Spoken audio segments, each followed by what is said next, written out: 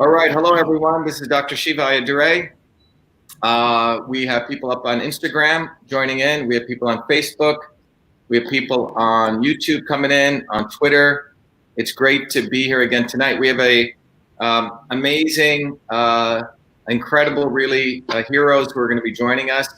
Real Americans. Real Americans is what this episode series is going to be about people who actually built this country, people who build this country, and people who are being taken advantage of, and it's time for that to end. So we're going to have the Mendoza family here. We're going to have Frankie, and we also have Patrick, and there's another brother, Jorge. He's not going to be able to join us, so we're going to get to that. And then we have Jen. Who's the name of the woman from Roxbury, the realtor?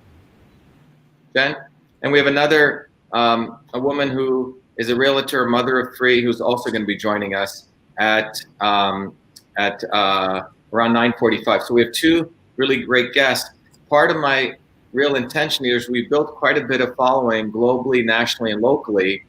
And as many of you know, I'm running for United States Senate, and our campaign for U.S. Senate is not just some campaign just to win a U.S. Senate seat.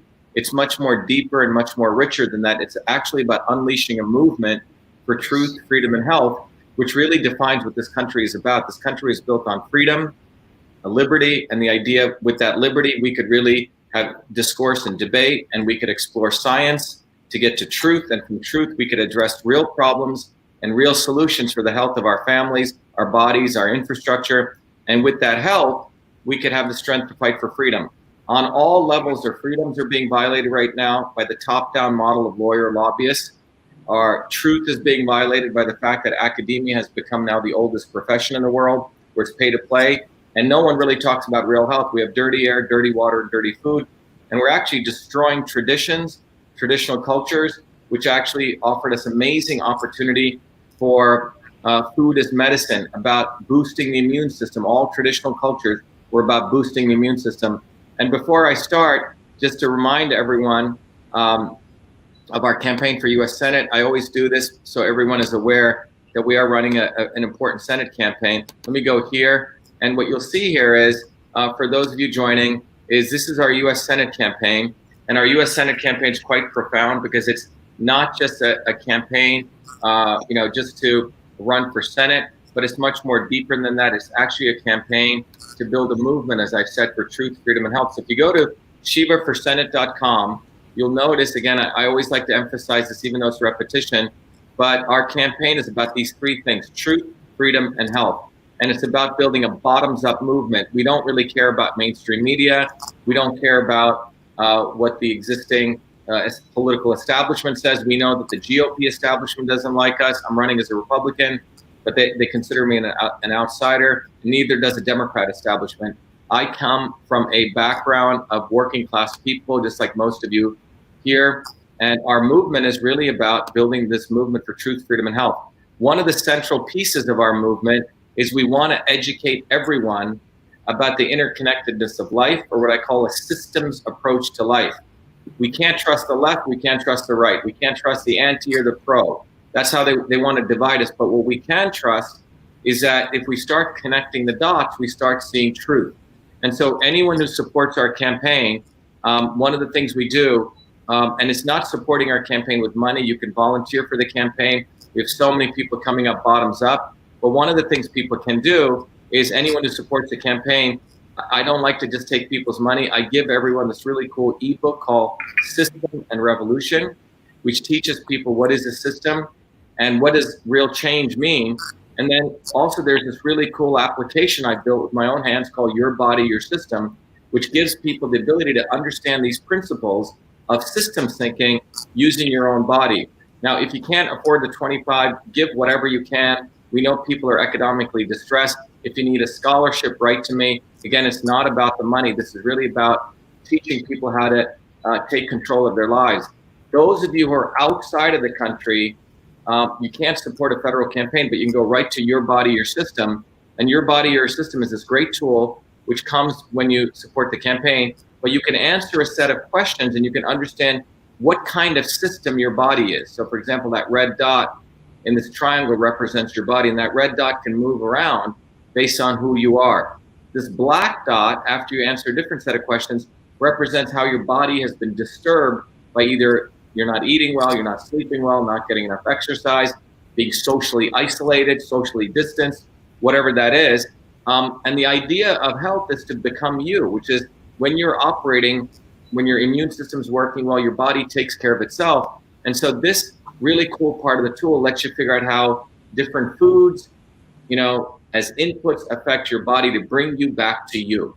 So this is really your body, your system, and this is Shiva for Senate. So I just wanted to give that introduction, but our campaign is unlike any other campaign that's been run frankly, in modern history, because it's galvanizing people, not only in Massachusetts, but across the world. And those people want to volunteer for the campaign can go right here. You can support the campaign whether you're outside of Massachusetts or inside of Massachusetts. Those people inside of Mass, you can click on this thing called lawn sign pickup, and we give away free lawn signs and bumper stickers. And we have locations. You can see all the volunteers who are helping us all over Massachusetts. We have points where people can pick it up. Okay, so that's the background on the campaign and what we're doing. Today, before I bring in Frank, right? Frankie, are you there? Yes, sir. I'm here. And we have also his brother, Patrick. But what I want to talk about as I bring in these two great Americans is the following. That I gave an analysis about 2 days ago about what's happening to this country is that you have the Deep State Inc., which I believe is part of the Chinese Communist Party. Okay, they work together, and they have two arms. One arm is the 0.00001% of the people who just live off Wall Street and Hollywood and those people, and then the really desperate poor. Those two people are a dependent class which depend on the deep state. And opposing that are the people who are independents, what I call real Americans. People who get up every day, take risks, start their businesses, create things, build things, have families who build in community, believe in community. Don't believe in the social distancing nonsense. Believe that health comes from us having family, friendships, working hard, etc. And so it's really the people who believe in independence versus the people who want to depend on the state and give everything up. In fact, they don't even want to take any more responsibility. But today, I'm really pleased to have. Hey, Frankie, can you move over a little bit so we can see you? Okay, yeah, and then you guys can both come in. So that's great. So, Frankie, I'm going to play the video. So I was down in the North End. And maybe before I start, you guys can tell how we met, how you guys heard about our campaign, and then what happened. And then I'm going to play your video, and then we'll have a conversation. Go ahead, Frankie, or Patrick. I actually didn't know who you were until a friend from the neighborhood actually introduced you. And the way you spoke out there the other day, it made a lot of sense because that's basically how we grew up. A lot of the stuff that you said was some of the things you said was almost basically common sense. And I don't know. You stood there with us when nobody else did. So I appreciate that. And the more I look you up, and the more I read about what you do, and what you say, you seem more of a how you say, our kind of people, than some of these other guys, So. Well, Frank, I grew up, when I was sitting with Frank there, the other Frank. And what was really interesting was I have not felt this this heart connection until I was back in the North End, just sitting with you guys and eating, etc. The same thing I felt when I was back in New Jersey. My working class neighborhoods, or back in Indiana Village, all the same people, hardworking people who just talk plain talk, very common sense. We don't try to do political correctness or try to mince our words, etc. So we're not political people. We might be political at home or amongst ourselves, but I'm not a political person. I tend to worry about myself, my family, my brother Patrick, and our kids. This neighborhood is very family oriented, but people are scared. They're scared to speak up. They're scared to go against the tide. And in the city, even though it's a pretty big city, it's not that big, And the city hall and the state house are we're the backyard of those two places. So I just want to let you know, doctor, there's a lot of people who are scared to speak up. We haven't been getting a lot of people have been supporting us. Say 90% of the people have been supporting us, but a lot of people have been against us. And for what I said and how I feel, and the majority of those people, sad to say, are from this neighborhood. Well, why don't I play what you said, right? Because there was, after Baker, basically the Governor Baker has extended the lockdown for restaurants, right? For another 3 weeks. That's what's really happened. And we'll come back to that. But let me just play this if I can do this right here. Let me see if I can pull this off here. All right, so I have this here. Let me share this. And let me bring this here. So this was I put it up on my Twitter. Let me bring it up. Make it full screen here. For coronavirus, let me start it here. Hold on. I have to give up my business that I worked 25 years, sacrificed my life for. For coronavirus, I'll take coronavirus over losing my business. And I guarantee you, 99% of the people who are here will do the same thing. I have to give up my business that I worked 25 years, sacrificed my life for. For coronavirus, I'll take coronavirus over losing my business. So that's what you shared recently, which I know went viral all over the internet. It's quite powerful. But when both of us were talking, I thought maybe what we should level set with people is something very important that we should never forget. I didn't know both of you and your family came from Argentina, right? Buenos Aires and Italy. I mean, I came originally from India when I was 7. And I came from India in 1970, right? Very different India than we have today. And what I see is some parts of America are starting to become like the India of 1970. Start looking at parts of San Francisco.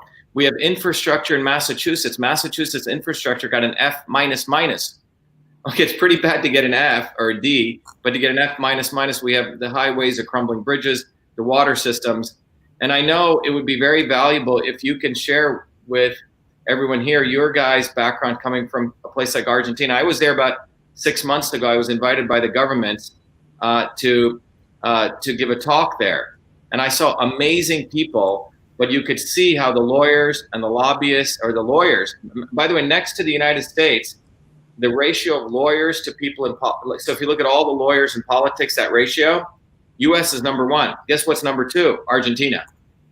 So the number of lawyers in politics is number 2 in Argentina. US is number 1. So maybe you guys can share with a bit of us, your experience, Argentina, where it's today, where it came from, and the fact that the United States could easily become something like that if we don't, wisen up. I'm gonna let my brother speak about this, because when I left Argentina, I was 3 years old. So, okay. Yeah, so I don't know, but he was a little bit older than I was, and he remembers a lot more than I do. He was 13 when he came to Boston. So we come from a very wonderful, beautiful country with awesome, great people, but the government is so corrupted that you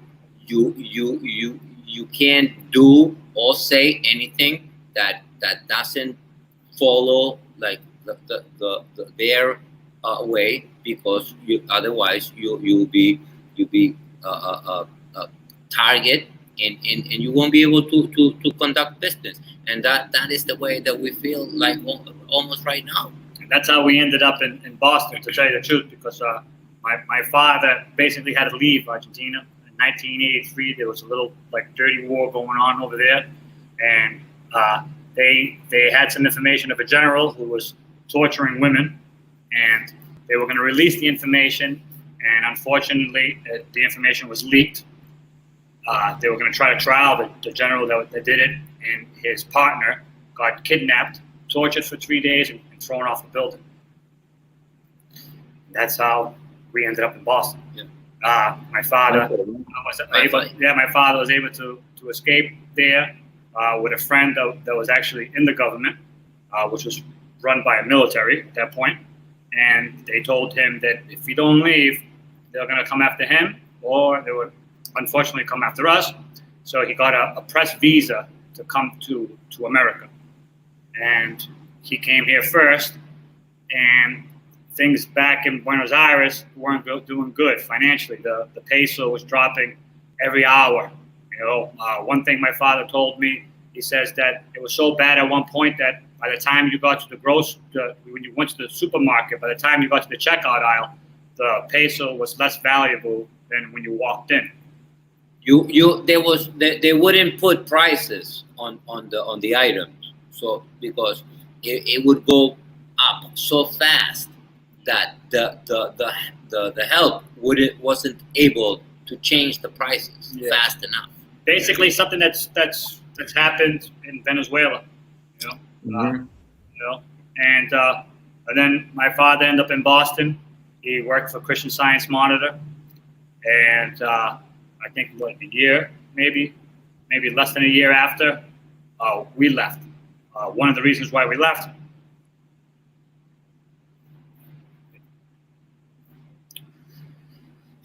One second. One reason why we left is my mom started getting death threats. So at that point, she was done. And she sold everything and bought some tickets on Pan America. I think she told me it cost $1,300 a piece in 1983. And we landed in Boston Logan Airport. Wow, that's quite a wild story. Yep. And so all of you came together. Your dad was here, and then the kids. And our father was here, and then my mother brought us home. Yeah, with 5 kids, by herself, a few bags. She didn't know where Boston was. She didn't know anything about the United States. We didn't speak English. Yeah, and kids. We moved to 452 Hanover Street, and a 2-bedroom apartment. Just to let everyone know, that's the North End, right? So we went right from Boston Logan Airport to the North End, which is our home. Yeah, which is 10 minutes away from the airport. We moved to 452 Hanover Street. We were greeted by a great guy named Sonny. He owned a pizzeria. I think right now you can find it at the frozen food aisle because it's Sonny's famous Italian pizza. And that was the first pizza. Muffin King. Yeah, that was the first. Okay. Oops, we can see you. Oh well, I can't see you. So we ended up having our first pizza. We landed in Boston in August, I think. Yes, we landed in Boston in August. Hot. Definitely no AC back then. But I don't remember much of that. I remember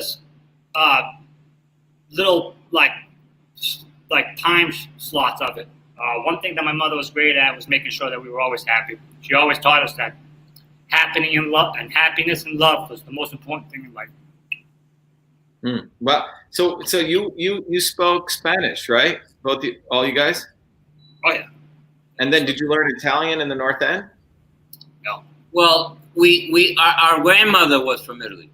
My mother's mother was from Italy. We have a very diverse background. We're Spanish, Italian, and Scottish. And my grandmother, and we grew up in a very European Italian community. Like 60% of the people in Argentina have Italian descent. Right. Yeah, our first cousin, his grandfather never spoke Spanish. He only spoke Italian. And we love the culture, we love the food, and that's how we also ended up in the North End. Yeah, because my father was living up in near Boylston Street, and I see. So he told one of his friends that he was working with. He says, I got to get my family here, but I can't afford anything. So he said, there's only a few neighborhoods you can go to, okay? And he says, but one of the safest for women and children is the North End. So my father came here in the middle of the night, and he fell in love with it because it reminded him more of Buenos Aires than anywhere else. You had the butchers, you had the shoemaker, you had the tailor, restaurants, coffee shops, and that was it. And then we just ended up here. And I'm gonna tell you something. you know, doctor, I didn't want to come here. You know, I was happy where I was. Yeah, you know, just imagine being 14. Well, that's an important time. You gotta give us some time for a little bit of minute because we're very private people, Doc. So to tell you the truth, we actually don't even like to talk about You don't this. know, but I'm gonna tell you, like I didn't want to come here. Yeah. But when I came here, you know, I fell in love with this neighborhood because it was like home, you know, and we you know, everybody treated us fairly well, you know, like we did it, you know, we had a great life, and you know, we want to continue to have that. You know what I mean? And there were some great people here, Doc. You know, I remember living on 452 Hanover Street, and Angie used to live right next door. And my mom used to go to work, or she had to go do something, and she would leave us right with Angie, or she just would leave the door open and just tell Angie, these guys are going to be by themselves. Keep an eye on them. And then she'd tell us, please, you know, whatever Angie needs, you know, go get it for her. And the lady was the best, man. She was an old lady. She was related to a family, was well known in this neighborhood. And some of the best memories. Some of the best memories we had in that house. Yeah. I mean, well, thanks for sharing that. I think when I was there a couple of days ago to people hearing, just sitting there and just the warmth of people, I think people forget how much having these social connections does to your heart and supports you. You know, when I was sitting there talking to Frank, people came, the friendship there, it's just a great neighborhood. I felt the same way as I felt growing up when I first came here, and I settled in Paterson, New Jersey, and then in Clifton. And the people that I learned a lot, this is in New Jersey, were Italian immigrants, a guy who was a landlord, and he kept his home so beautifully clean. You know, they made traditional Italian food, and I fell in love with Italian food. Like, I didn't want to eat Indian food anymore. But his home, you know, he was the one who taught me landscaping, and he taught me how to cut shrubs or how to mow the lawn. And he said, if you're going to do it right or don't do it at all. A real value for work, Yugoslavian painter. So that's what I grew up around. Everyday people who worked, had skill, and really cared about their work. And many of these people, you know, obviously legal immigrants who came here, worked hard, etc. And I remember coming to Boston the first time I came here to MIT, and I saw these people look like freaks to me. They didn't look normal. You know, they were nerds who looked like they were 50 years old. They were 17-year-old kids. It was such a dichotomy from where I'd grown up in these or you know, everyday neighborhoods. And that's why when I was in the North End, it reminded me so beautifully, and in a very, you know, like you were getting choked up there. I just realized, wow, this is what life is supposed to be. I felt when I was in Argentina, you know, where people gathered together and people ate food, really great food late at night. But this concept of connection and family is what these traditional cultures had. We have it. We used to have it in the working class neighborhoods. People weren't afraid to let their kids out, bike around, have fun. You have that in the North End, but in many neighborhoods, this has disappeared. Everyone's isolated, and the extreme of it is putting masks on everyone, social distancing people. That's why this whole thing bothers me so much. It's not have anything to do with this virus. It's basically dehumanizing what's going on. We're literally taking human beings and we're compartmentalizing them. I mean, the stuff that you see, there's some restaurant in LA where they have big tubes around a table, those big inner tubes, and you got to be away from people. I mean, the whole thing is getting absolutely ridiculous. And I think people would like to hear a little bit about, you know, you guys run a restaurant in the North End. If you want to share what it is, you can. If not, that's fine. We own a restaurant on 67 Prince Street in the North End called Monica's Trattoria. And Monica was my mom. And then you guys started it, right? From scratch. And maybe you could share how you started it. Started in 1995. Patrick walked into a pizza place that I was working in. And he asked me if we wanted to open up a restaurant. We were all working, and you know, he was in a local 22 at that time. My brother George was at the Marriott Hotel at the Long Wharf. My brother John was at Giacomo's on Hanover Street, and I was at Circle Pizza on Hanover Street. And then, then so you started in 1995, right? Yes. And we called it Monica's Restaurant and Grill. And my brother George, having him working at Marriott was good because those places have really good structure, and he was really good at what he did. He wrote up a nice quick menu, and we sold grilled foods alongside a few little pastas, and we did really well. The majority of the people were neighborhood people that came in. So the people that work with us from the neighborhood. Yeah, all the people that worked for us were from the neighborhood. The price of the food back then was a lot different than it is now. There was no $15 hamburger back then. I don't think maybe in the whole city, unless you went to Copley or something like that. Yeah, there was no $15 hamburger.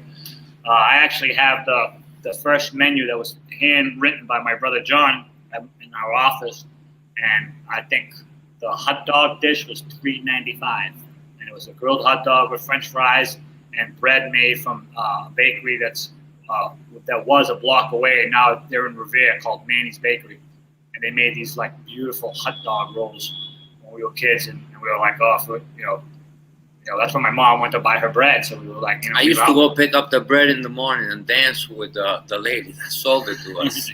Okay, wow. So and that's how we started. And then my older brother George, one day, we started noticing that we were doing well, but we weren't making that much money because the cost of the food was really high. We weren't charging the way we were supposed to. We were young. I was 16. He was 25. And so George one day said, "Let's go make I'm going to make some homemade pasta."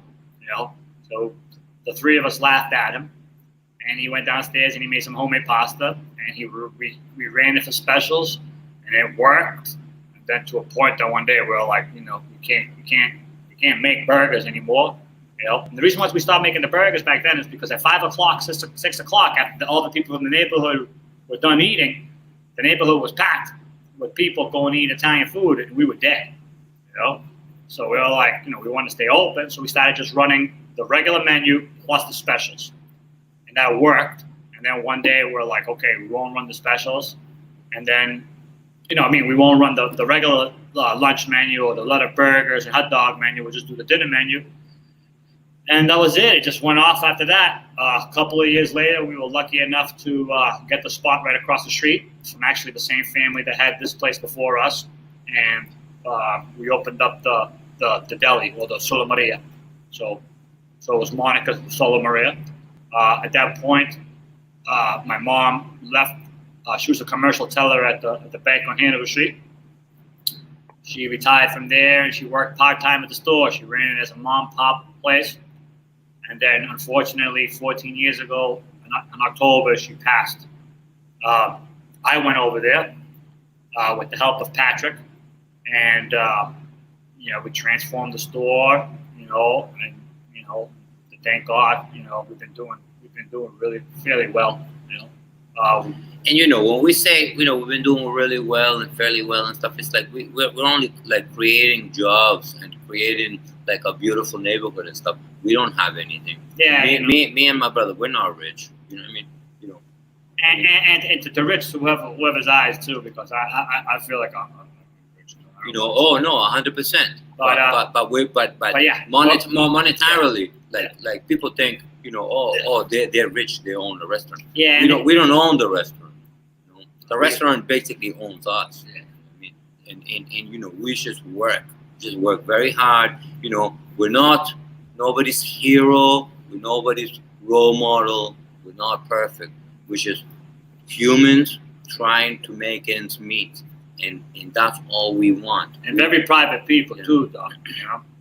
Like So yeah, you didn't. I think the point you're trying to make is when you spoke up, this is not something you wanted to do. There's no, you don't want the limelight to get. Good. We didn't ask for this. I didn't even think about what I was saying, But thinking it, oh yeah, I've been thinking it. I've been thinking it for a while, I think, Frank, you and Patrick make an interesting point. People, everyday working people, we just want to do our work. We want to create. We want to start something. We have employees. Every business that I've done was always because I just love doing it. It's, you know, every business I've done, it wasn't like, oh, I'm going to go do this business to make millions of dollars. It was never, that was never, I did what I enjoyed doing.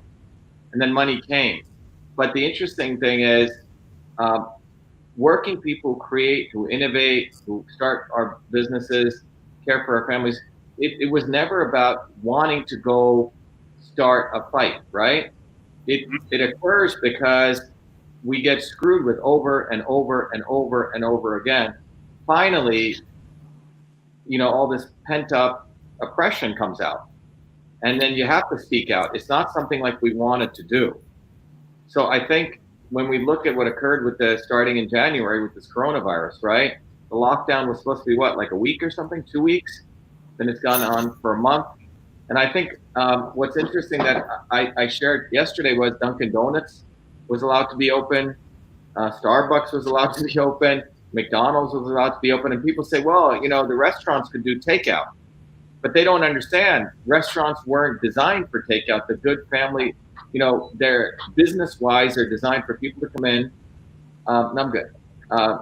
Come in, you know, enjoy a meal, right? Spend a certain amount of money and go through that. They weren't designed for takeout. We were talking to a woman who said, like, her overhead's around $30,000, right?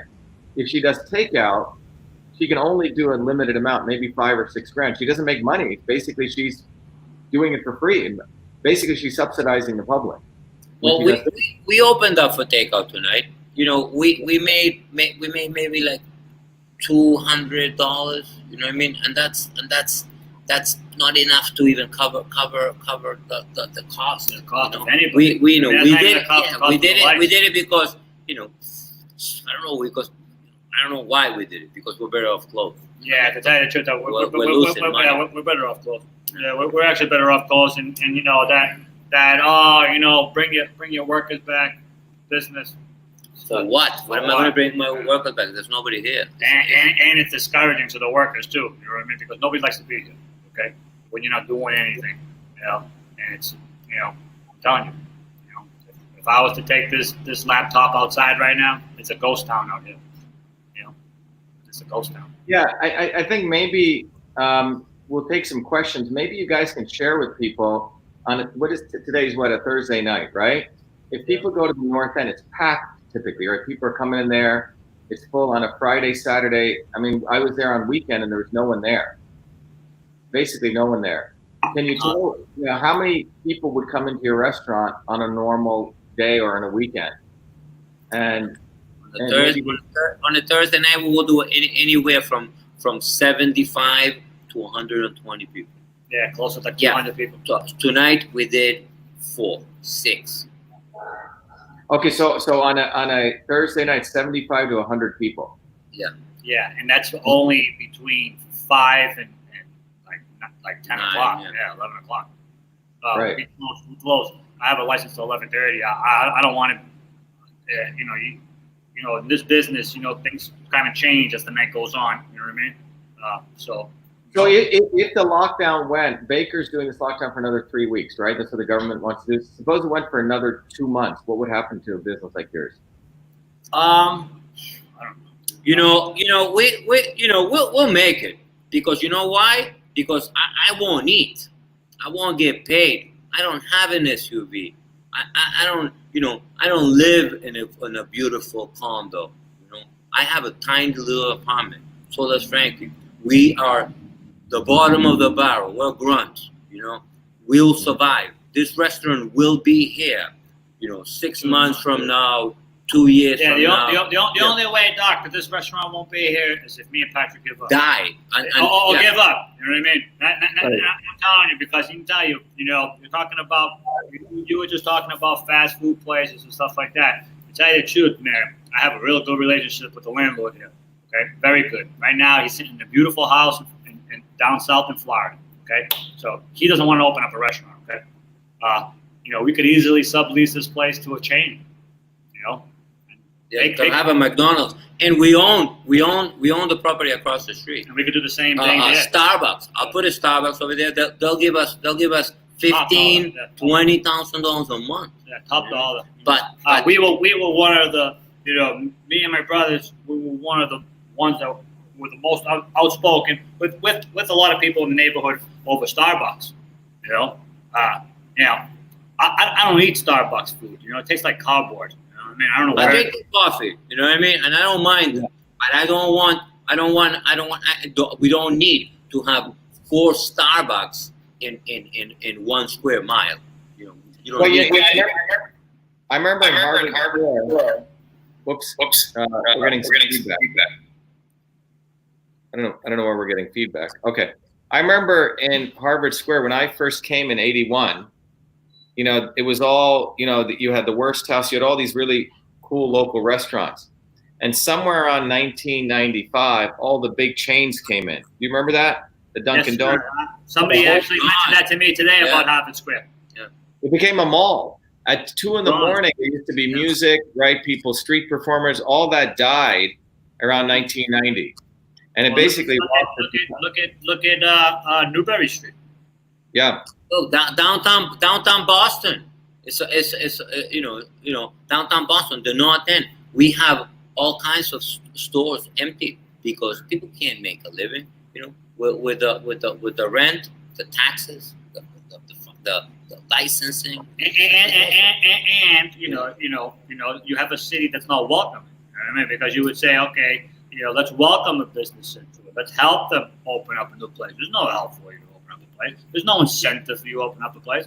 If I was to open up a restaurant in the city of Boston right now, we wouldn't be able to do it. Almost impossible. We wouldn't be able to do it. The only reason why we own a restaurant today is because we opened in 1995. Yeah, so what you're saying is it's very hard for small business people to start businesses now, right? Impossible.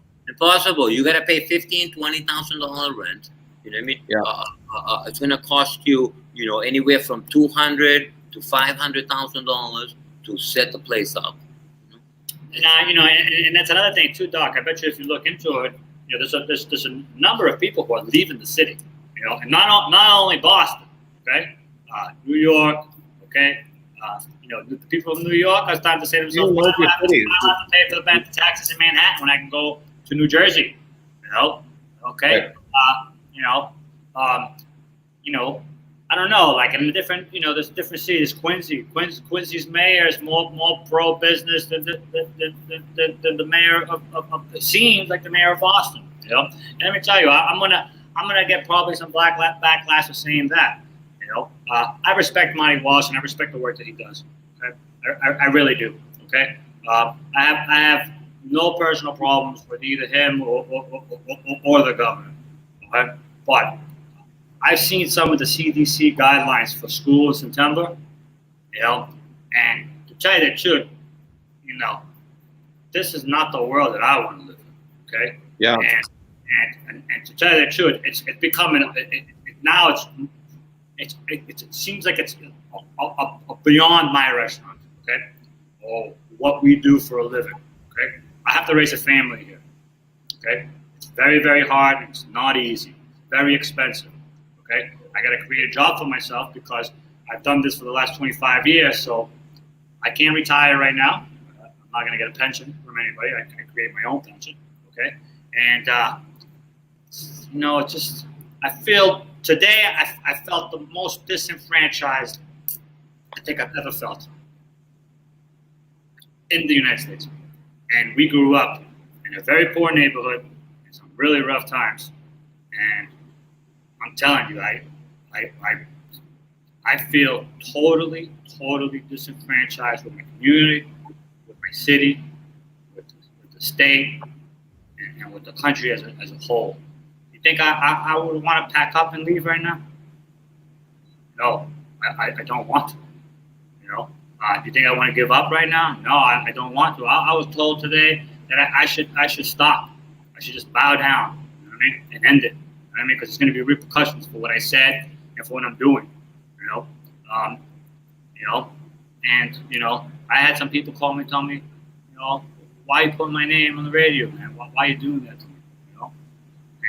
And why is nobody here standing with my brother fighting for what is right? I grew up with some of these people. I went bowling with some of these people. You know, we came from the same neighborhood, man. You know, I had a friend tell me one day, you know, before all this happened, okay, oh, you're the true definition of the American dream. And that same friend grew up in the same block that I did. So I don't know what my dream was different than his. But, you know, this country is the greatest country on earth. What you can do here, you know, it will be very hard to do anywhere else. How this country opened its arms to my mother and father, I'll never forget them. Never. You know, I'll be great. I'll be, you know, I'm grateful, you know, that my father decided to come to Boston. My brother Patrick used to call my father every single day on the 4th of July to tell him thank you that he brought us here. You know, he could have left us in Argentina if he wanted to. You know, it might have been a lot easier for him to leave us there. You know? Yeah. He didn't. I mean, yeah, I remember my dad came here first with $75, and he had grown up in Burma before India, where, like you were saying, people would be, the inflation got so bad, people would be wheelbarrows of money. You've seen that in Argentina. But when he came here, he went to a YMCA. That's all the money he could afford. And then we had to wait a year. Then, like you, my mom and my sister came afterwards. So people had great honor for coming to this country. People would wait in line, right? They came in here legally. They went through that process. But I think we have about another 15 minutes or 10 minutes. But I think what I wanted to, we were talking about when you talked about the schools, what's going on, and just to let people know what's going on in the schools is basically, I think the kids have to be separated from all the other kids, right? That's the plan. They have to be 6 feet away. They can't go to other classes. I mean, this isn't school. This is something else. Yes. They can't play with the same toys. They got to wear masks. My daughters go to the same school that I went to. And you know, it's ridiculous. And you know, I love my children. You know what I mean? And so does my brother.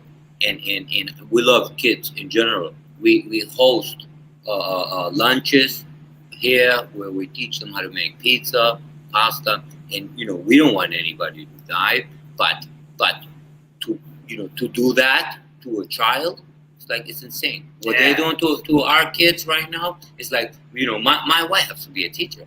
My wife is not a teacher.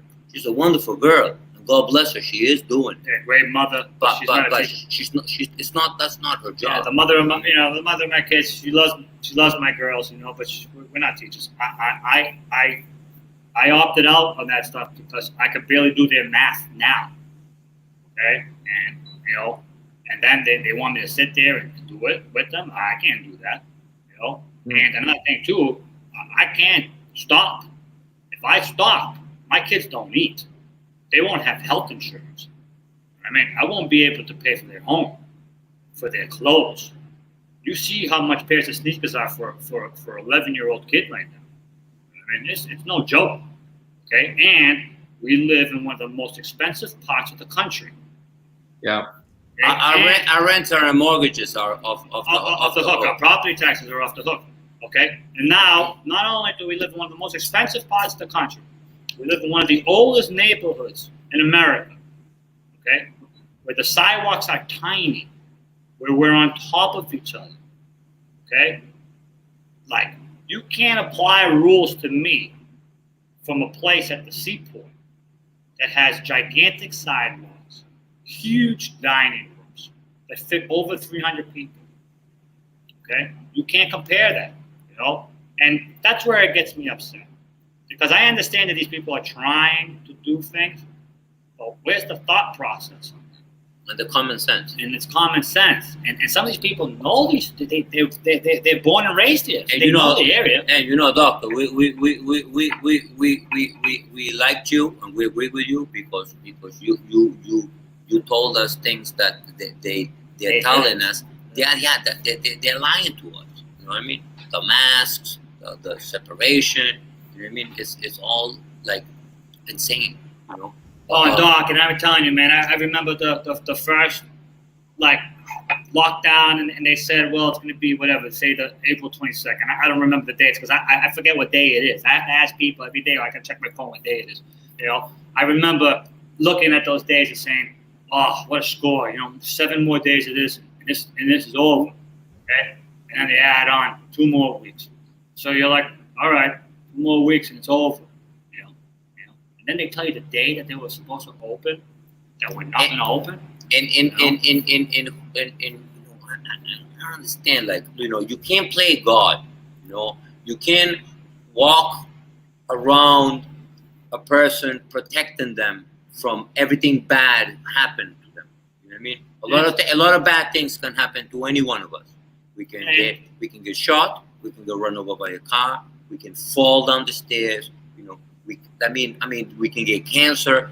What is the government going to do for us? They're gonna put us in a bubble? Are they gonna shelter us forever? Are they gonna cradle us like a baby and pay us every month? If we're gonna get paid, hey, I don't care. I'll hang out here. I'll stay in the restaurant. If they pay me for the rent and they give me a paycheck, so I can pay my rent and make money, I'll stay here. I'll hang out. I won't open the place anymore.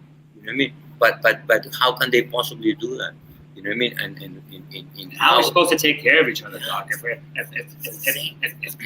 they open up the beaches, right? But if there's no money to open up the beaches, there's no economy to open up the beaches. How the hell are you gonna open up the beaches? And it's just weird. It's like a weird thing. For somebody to, and I want to ask you something, Doc.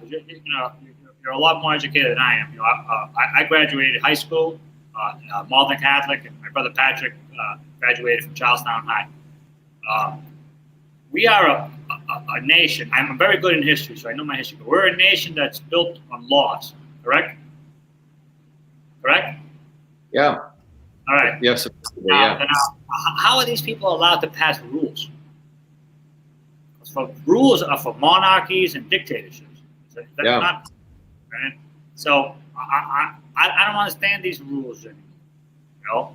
To see people jump up, like walking by somebody else and jump out of their way out of fear of catching this, buddy, I don't want to live this way. And at the same time, we have wonderful, old, very beautiful old generation of people that live in the neighborhood who come to shop to our shop, to hug us and to love us every single day. And we love everybody. We love old people. We love young people. We love little kids. We are family people. I had a mother. My mother died. I loved her. You know what I mean? I wish she was here today. And if she was here today, I would look after her. But she would not stay home. She would not do it. She would not wear a mask. My mother would be right here with me in my store right now because she had heart, she had guts. You know what I mean? And you fight to the end. You know what I mean? And this is enough. You know what I mean? We're done. We're done with we're not kids and we're not cowards. Yeah, you know what I mean? I never stood up. I got beat up a lot of times. I weighed 100. Right now I'm maybe 160, 170 pounds. You know what I mean? I got beat up 1,000 times, and I'll take another beating. You know what I mean? But you know what? I will never stand down. You know what I mean? I don't care how big you are. You know what I mean? I will not stand down. But one other thing too, Doc, we're no puppets, man. You know what I mean? I'm not going to become a slave. Okay? Right? Well, I think Patrick and Frank, you're bringing up probably the most important point. What's happened is the explanation I have. It's sort of complicated figuring all this out, but about 4 days ago, I sort of figured it all out. It's like a puzzle that you're trying to solve. What the hell is really going on, right? So I came at it from the biological angle, which I put in my videos, which I shared that this whole thing is nonsense because a virus and a pathogen is not what kills you. It's a weakened immune system, right? I've talked about that. When you're weak, when your system is weak, your own body attacks itself. So the average person who was dying in Massachusetts was 82 years old. Okay, and the life expectancy in Massachusetts is 80. Okay, so basically as people get older, their systems weaken. That's who was dying. So the average age of a person who was dying in Massachusetts was 82. Okay, it's not young people are dying or young kids. So first of all, they're scaring all these young kids, which is really bad. So the neighborhood is like it's empty. The young Right. people, wonderful, beautiful. But this has been. Yeah, But this has 20 been. they're going home. But this has been happening for a long time. When I grew up in Jersey, I used to take the train into New York by myself as a 14-year-old kid. Now parents won't even allow their kids down the street, right? We've created a world. My little girl, she's 13 years old. She gets up at 6 in the morning and walks from my house to the train station, takes the train all the way to Boston Latin. And she's 13 years old. She's a little girl. She does it every day by herself. I don't drive her. My wife doesn't drive her. My boy does it. My boy, when he was 9 years old, went to Washington by himself. I took him to a plane. You know what I mean? And that's how you Right. teach people how to we're survive. We're supposed to teach our children how to take care of themselves, not like to. Right. It's like it's insane. I know exactly what you're talking about. Yeah, I mean, and I think so that was that concept of standing up on your own 2 feet. You guys learned that. You're teaching your kids that. I learned that as a kid. But what's happened is we've created a world now where you have this one world, which, like you said it you pretty much said it, Patrick, is one world believes that everything an individual does needs to be taken care of. By the time most people got up in the morning and went to bed, they made 1,000 decisions for themselves without the government being involved. And now the assumption is that the government has to be involved in everything. You know what I'm saying? And that 100%. And that big is better. And so what's happening as a result of that, the dynamic that's occurring is when you have people putting all these regulations, what happens? You eliminate the small guys, and the only guys who survive are big guys, big restaurants, right? Big department stores, big pharmaceutical companies, big hospitals, big universities, etc. Because what you're really doing is you're getting rid of all this. Because of the regulations, the average everyday person can't survive that because of the money, because of the overhead, etc. It's impossible. It's Yeah, like we're in the food industry, so people have to eat. But if you own like a small shop in the city of Boston, you know what I mean, selling T-shirts, hats, sweaters, whatever, you are doomed to fail. You know what I mean? Because you have huge corporations that are selling the same stuff at like 10% of what you're selling it. The rents are ridiculous. You can't make it. When we grew up here, Doc, there was no chain place. I remember when the first 7-Eleven was opened up. It was all mom and pop place. There was no CVS. We had everything in the North End, in the neighborhood. We had clothing stores, we had furniture stores, we had a gun store, we had wow, you had a gun store? Oh yeah, Tulsa is right on Hanover Street. Right on Hanover Street, Yeah. right across the street where we met you the other day. Oh yes, dude. We had everything. This was like our world. You know what I mean? And now it's nothing. They want to make it. They want us to have McDonald's and Starbucks and nothing else, and condos. Every building in the North End had on the lower level had a store, and the people that run the store lived upstairs. That's gone, and you can see it. You know how you can see it? Because of the bricks. You can see that the bricks are different color. Different colors. They're a different color. You know what I mean? When we were, and we've been here since '83, man. Like I know a lot of people that grew up in this neighborhood and they feel the same way.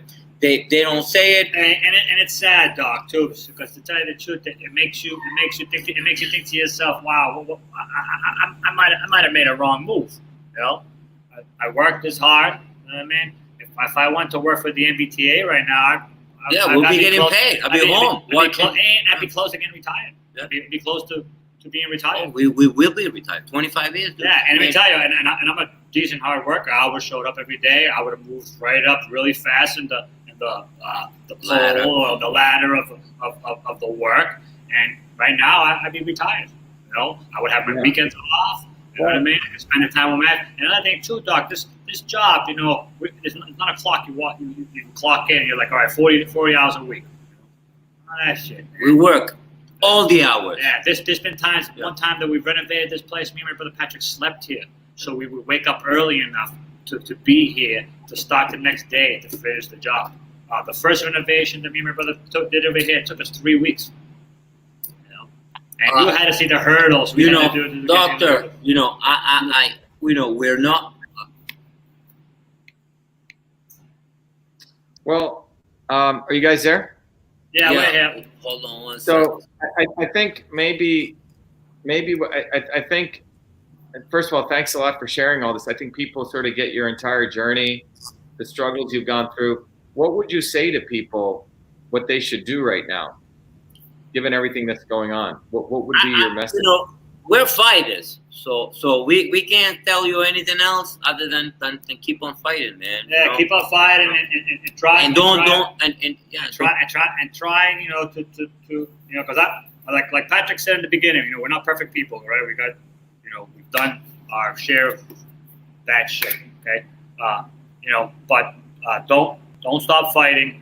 You know, trust in yourself and trust in God. You know, but Doc, you know, it's you start to lose faith in the decisions you make, and that's one of the worst things that this country can do to its people. Okay, you can't start saying to yourself, "Oh, I can't do this. I can't do that."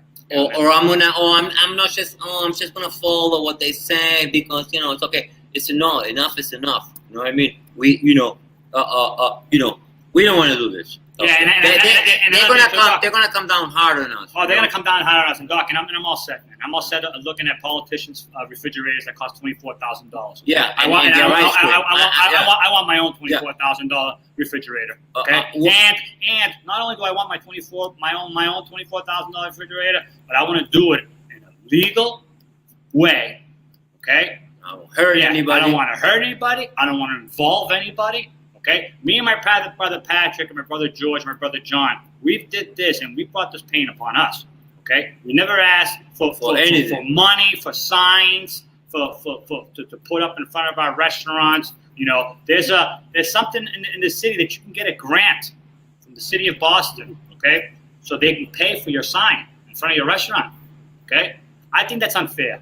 Okay, you know why? I have 3 little kids.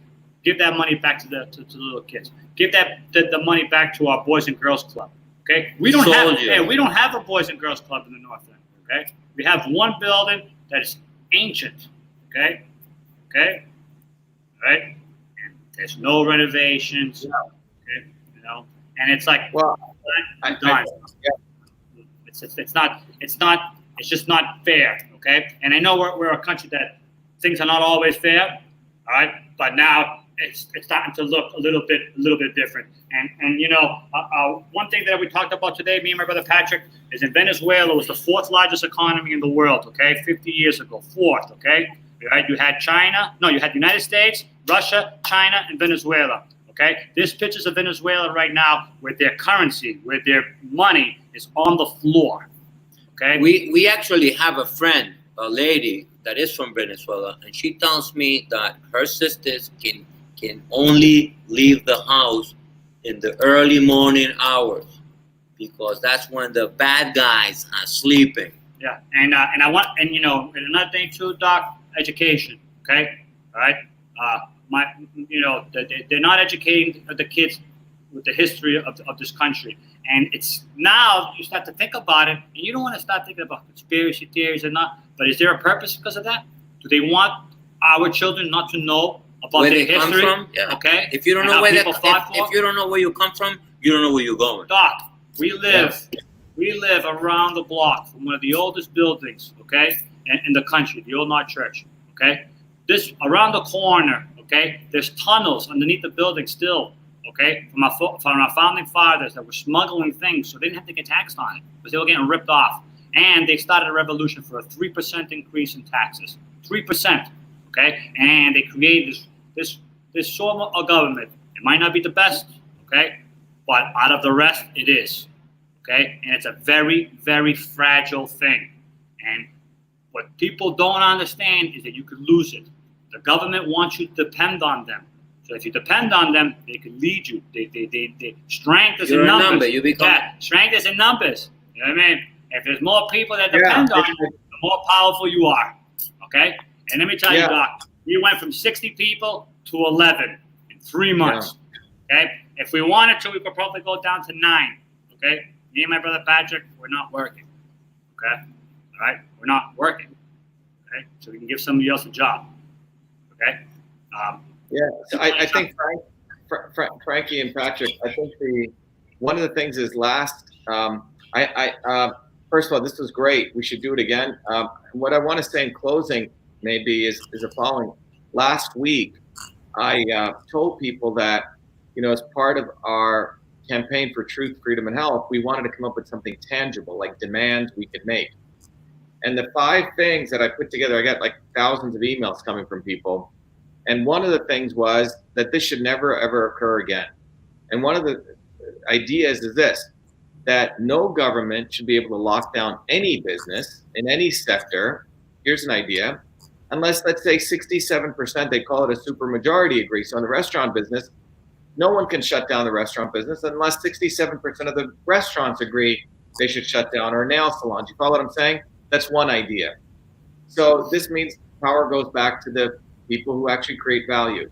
Another idea, no one should be forced to wear masks, okay? I just did a talk yesterday showing that, the masks are like mosquitoes can go through a wire fence, you know what I'm saying? A chain link fence. They don't do anything. And furthermore, they create the social distancing thing that hurts people. The third idea is no family member should be denied rights to go see their elderly person if they put them in a nursing home, especially if they're paying for it. That doesn't make any sense. So we're starting to build this list of some basic things that people should not be allowed to do. It's violation of some basic human and civil rights. Here's another idea. If your school is telling you that your kids can't be normal there, you should have the right to pull your kids out, and the state should pay the equivalent of what they were paying those teachers. So you could go do homeschooling, and people could do it in their own communities. It's about, I think, $25,000 per pupil. That's what it is in Massachusetts. So you should be able to get that. You should be able to hire your tutors, or people do it in their communities. So I've been thinking. Hey, Doc, can I interrupt you for 1 second? Do you know how much they spent on the bicycle lanes in the city of Boston? I didn't you say like $2 million or something? Yeah. Okay. Yeah, imagine how many books and how many schools you could open. Yeah. Right? Yeah. So basically, I ride bicycles. I'm an advocate, a bicycle rider. I ride from here. I have two bikes right here. I ride from here to Cambridge, to Dorchester, to Quincy. Wow. I drive my bike everywhere, to the Back Bay, the South End. But I don't need a $2 million bike lane. Well, I can find my way. I'm not. And that if you are gonna do that, you should do it the way that you just said that the restaurants do. You should have a vote. You know what I mean? Yeah. You should ask the people, do you actually want that? And you should tell them this is how much it's gonna cost. Okay. We had a friend that did a survey for the city. He came back and told them that it wasn't a good idea, and they told him, "All right, thank you so much. See you later." Did it anyway. Yeah. Wow. Well, listen, guys, thanks a lot.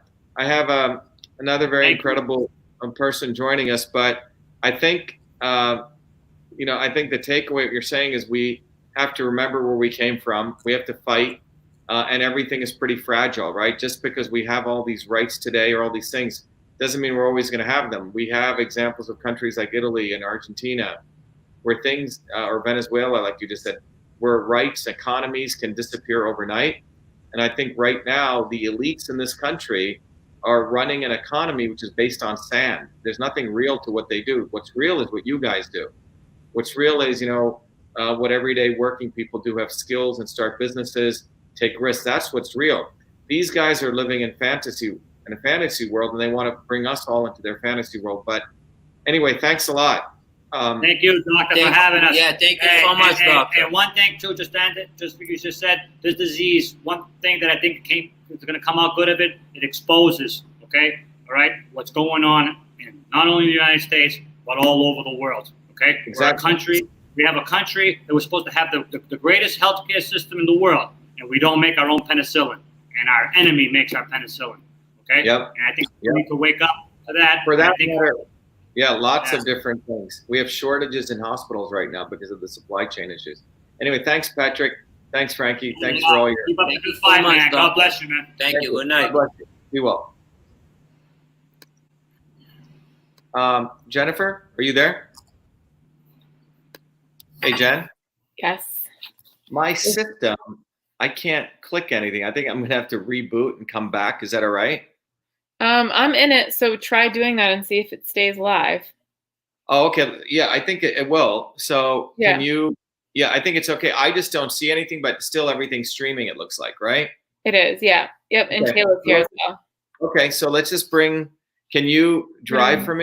Can you introduce our next guest? Yes. Are you able to see? No, I can't. Everything's literally frozen on the screen, so I'm just gonna have to sort of do it. Hop out and hop back in. What's that? Try hopping out, and I'll just try leaving and coming back. Oh, okay. Let me leave because I think you're running it, right? So we won't lose it, right? You sure? Okay. Yep. So I'm not gonna end the broadcast. So let me just stop and I'll come right back. 1 second. Everyone on Instagram.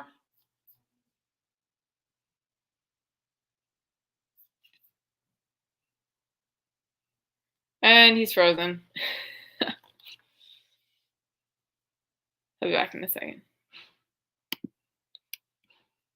And I am hiding from my child.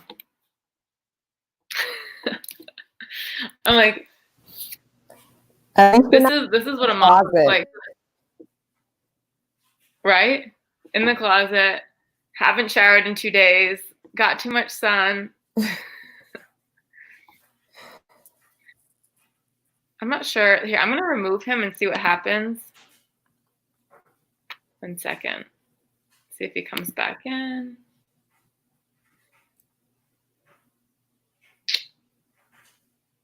All right, now he's gone. I wonder, can people let us know if we're still live right now? Dr. Shiva got kicked off and he's hopping back on. It looks like we're still connected, so we should be good. Awesome. Well, while we wait for Dr. Shiva to get back on, Taylor, do you want to tell us a little bit about you and your story? Yeah, sure. Absolutely. Who you are? Absolutely.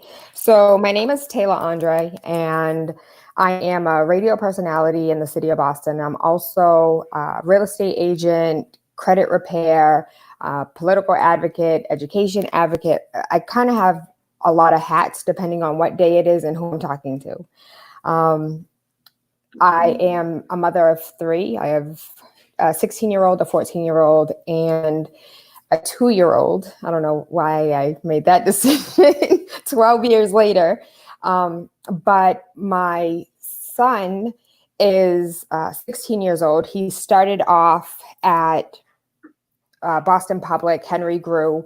We moved him to a parochial, which is a Catholic school with Pope John Paul. And there's more demons in Catholic school than there is in public school. And then I moved him to a charter school, and having like the experience of all 3 sectors was horrible. Like, I feel like I know the ins and outs of education, and parents like me are the people that need to be in position making decisions when it comes to our children's education. So I'm super passionate when it comes to education. I am in the same boat with Dr. Shiva when it comes to vaccines, when it comes to Monsanto. If you like, I have a disdain. I was raised on a farm in one of the richest tax brackets in Massachusetts, Duxbury, Mass. We're Cape Verdean immigrants that were cranberry boggers. And so as a farm girl, like I hate Monsanto with a passion and everything that they've destroyed. So Dr. Shiva and I, like, we're kindred souls, though we don't know each other.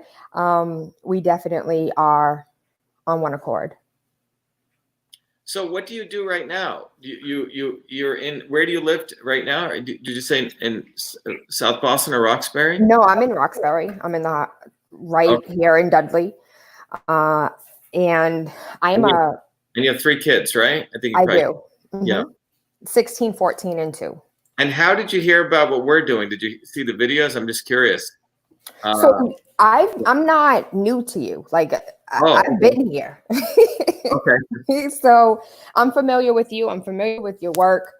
And I am just as passionate as you. And so I just wanted to broadcast your voice and let more people. So I'm for Black people because nobody's for Black people. So I'm for Black people. And I'm noticing like a lot of us don't know about you. Mm-hmm. And so I definitely wanted to be that voice or that bridge to kind of like get people to understand the things that I have been talking about isn't new. It's not conspiracy if you can prove it. And here's the proof. So as far as like your work and your videos, I've been here. I'm not new to this. I think one of the things that, Jen, you can hang out with us, Jen. I think one of the things that would be cool to discuss is why is it Black people or people of color in neighborhoods that I used to live in Dorchester when I went to MIT, right? What part of Dorchester? That's the question. What's that? What part of Dorchester? Over near Fields Corner. Okay. Where Drama Tea stop is. Yeah, when I was a undergraduate at MIT, I lived 2 years on campus, and I met a friend of mine, and he moved into. It's just much better living in a neighborhood. I hate, mm-hmm. The whole campus life was weird. It wasn't real. So what was interesting was that what I find interesting is that, when I ran last time, we ran against. We tried to run as a Republican. The Republicans were so afraid of me. So we had to run as independents. We ran against Warren, and the campaign was only the real Indian can defeat the fake Indian. We were really calling out her racism. And liberals have decided what is racism. And it's interesting, right? Because no one, the right-wing Republicans don't want to talk about racism. And the left liberals have defined racism, which is don't use the N-word. And if you're for affirmative action, that means you're not racist. And we've never had a real discussion about racism in this country. There is a real racism. And that racism is what Elizabeth Warren does. How they split Black people and white people up, right? They don't want to talk about a real racism. And because of that, someone like me who's a person of color, it's interesting, is not known by the Black community because you have people like the Kennedys and the liberal Democrats who basically buy off a lot of the Uncle Toms in the Black neighborhoods, right? And it goes back to a long history of essentially always directing all the Black votes like cattle down to, I don't care about either party, by the way, okay? Mm-hmm. Essentially to a narrative that you do A, B, and C, that these people are supposed to vote this way. And that's what's happened. I mean, I was in Fitchburg at a homelessness shelter. Okay. I was doing some campaigning about 6 months ago when we were allowed outside. And I noticed something. Someone said, "Hey, Joe Kennedy is going to announce his candidacy in one of the homeless shelters. You should go there also." So I went over there to the homeless shelter. They kicked us out. They said, no, this is a private thing for him. Very interesting. And then he comes in, and he takes pictures with poor Black people, poor white people, and poor veterans, right? Poor brown folks, and he leaves. It was a photo opportunity. It's disgusting. Basically using poor people and people of color for photo opportunities. That's what these liberal elite do. And I don't need those pictures that I said in my photo, because I already have those pictures, right? For my own family. But I think the opportunity here is people need to break the mentality that the establishment wants to put people on a plantation, and this is who you vote for. And if you're Black, you must vote Democrat because the Democrats care for you. And in Massachusetts, there's actually not even two parties. There's just one party. And they essentially work together against working people. And that's why Massachusetts has the worst infrastructure, an F minus minus, as I talked about, and the third most, I think 10th most corrupt in the country. So you got a D plus in corruption and a F minus minus in infrastructure. So civil rights, we never really built infrastructure in the inner city. What civil rights did was created a Black bourgeois, right? A few set of very wealthy Blacks, a few Obamas, a few Oprah Winfreys, and it never built infrastructure in the inner cities. The Kennedy clan really took over the civil rights movement. They promoted people like Martin Luther King, you know, good speech, but it wasn't the real solution. They never supported the bottoms up movement of Black people to get infrastructure that they needed. So that's why the situation is the way it is, because the movements always get heisted by the liberal elite, the Elizabeth Warrens, the Bernie Sanders, you know, the Jesse Jacksons, the people who just talk a good game, but they never, they all sellouts, you know? And that's why, you know, it's great to have you on, because I think it's time that people got one of their own. And I don't mean by color, I mean by the fact, people. Yeah, the people, you know, I mean, I work my butt off like you did and others, like the guys we just had on before, the two guys, you know, who are free, you know, and everyday people are not Black or white. It's the 99%. It's we, the people, the 99% versus the 1%. Proud to be white. People should be proud to be white. People should be proud to be Black. People should be proud to be brown, whatever it is. But the establishment wants to pit against each other. Affirmative action never really addressed the fundamental issues. It was a bone they threw, and it really pitted Blacks against whites. We never built infrastructure. So we have the worst crumbling bridges in Massachusetts, the worst, you know, water systems.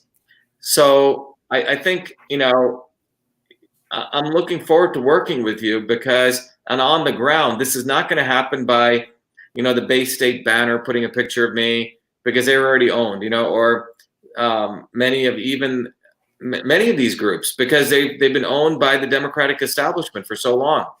We have to build a bottoms up movement, door to door, bottoms up. And that's how we need to win this movement for truth, freedom, and health. What does infrastructure look like to you? Well, there is two types of infrastructure, okay? There's the physical infrastructure, right? A bridge, a road, the water systems, right? That's one type of infrastructure. Then there's another type of infrastructure, and that infrastructure is the infrastructure of, let's say, the healthcare system, right? There is the digital systems, right? That allow us to freely have conversations without 5 people owning it. Right now, Facebook, Google, AT&T, Verizon, and Vodafone, right? So there's the infrastructure of how science gets done. Is it like 5 college presidents get to design science and a few academics? Or do we have citizen science? And what's the infrastructure for that, where all of us can participate in the development of innovation and science? You know, when I created email as a 14-year-old kid, this bothers a lot of liberal whites. I mean, when the facts came out that I created the first email system, it should have been an occasion for celebration. I'd won every other award at MIT, went into the Smithsonian, and you see people on Wikipedia, total racist nonsense, saying that I'm discredited to having invented email. Why? Because it occurred in Newark, New Jersey? Why? It occurred before I came to MIT, when the facts are obvious. So what I'm saying is, in fact, we need infrastructure which allows any kid to innovate anywhere, anytime, any place, by anybody. You don't need to go to MIT to innovate. You don't need to go to Silicon Valley. Innovation can occur anytime, any place, by anybody. And you don't need a lot of money. You need mentoring, you need some family support, and you need some decent access to infrastructure. But you know what, though? Yeah.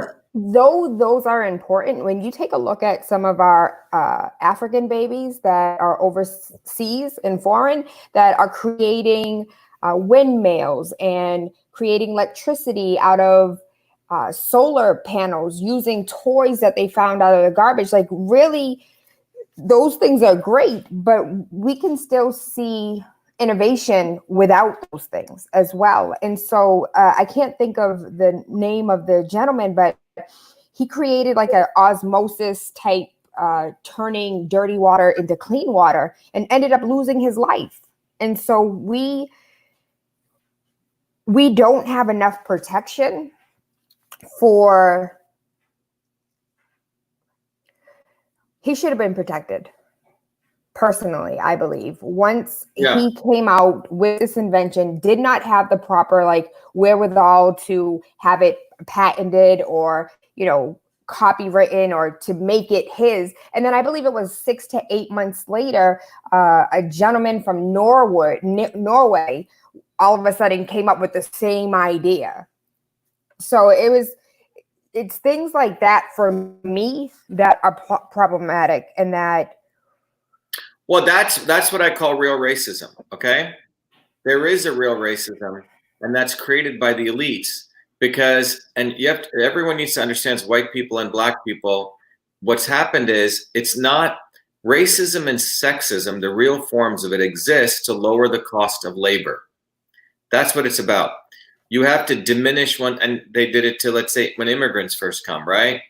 But the goal is you need to diminish the cost of labor. So if you say, hey, women are not as smart as men, when they are, they do that because then you can pay a woman less, right? It's not about when you say, well, black people aren't as smart. Well, that means you can pay them less, right? Well, that immigrant from Italy is not as smart. Well, you can pay them less, you see?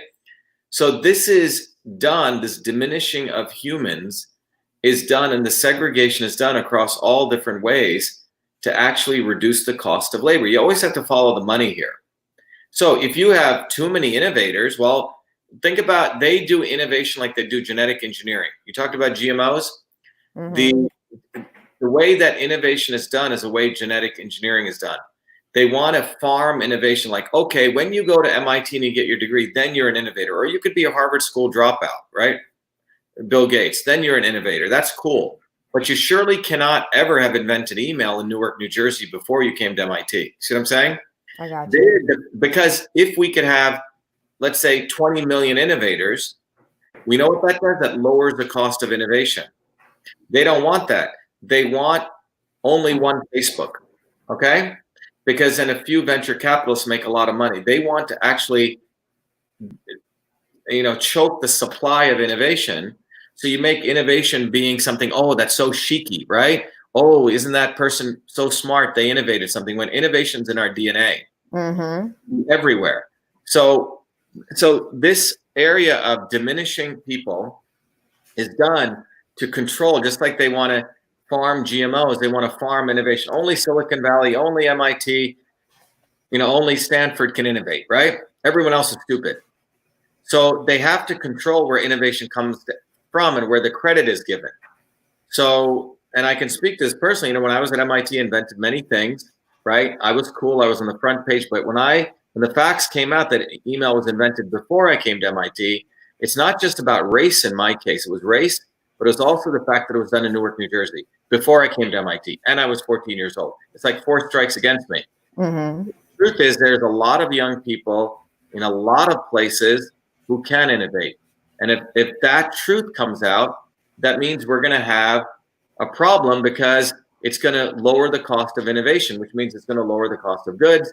More people are going to be innovating, and they don't want that. Just with the 2 guys we talked before, the whole goal is to make everything big, consolidate power. MIT, Harvard, Stanford, Silicon Valley, Kendall Square, right? That's the centers of innovation. Everyone else can go to hell, because you want them on a reservation, like the Native Americans. You want them on a plantation, and eventually you want to get rid of them. And that's what's going on. That's why this entire COVID thing, when I connect all the dots, it has nothing to do with a virus. It really has something to do with something more fundamental. The entire world economy run by the elites is built on garbage. It's not built on anything. So they manipulate the Fed. They do, things that no average human can even understand. Okay? And therefore, the entire economy was tanking.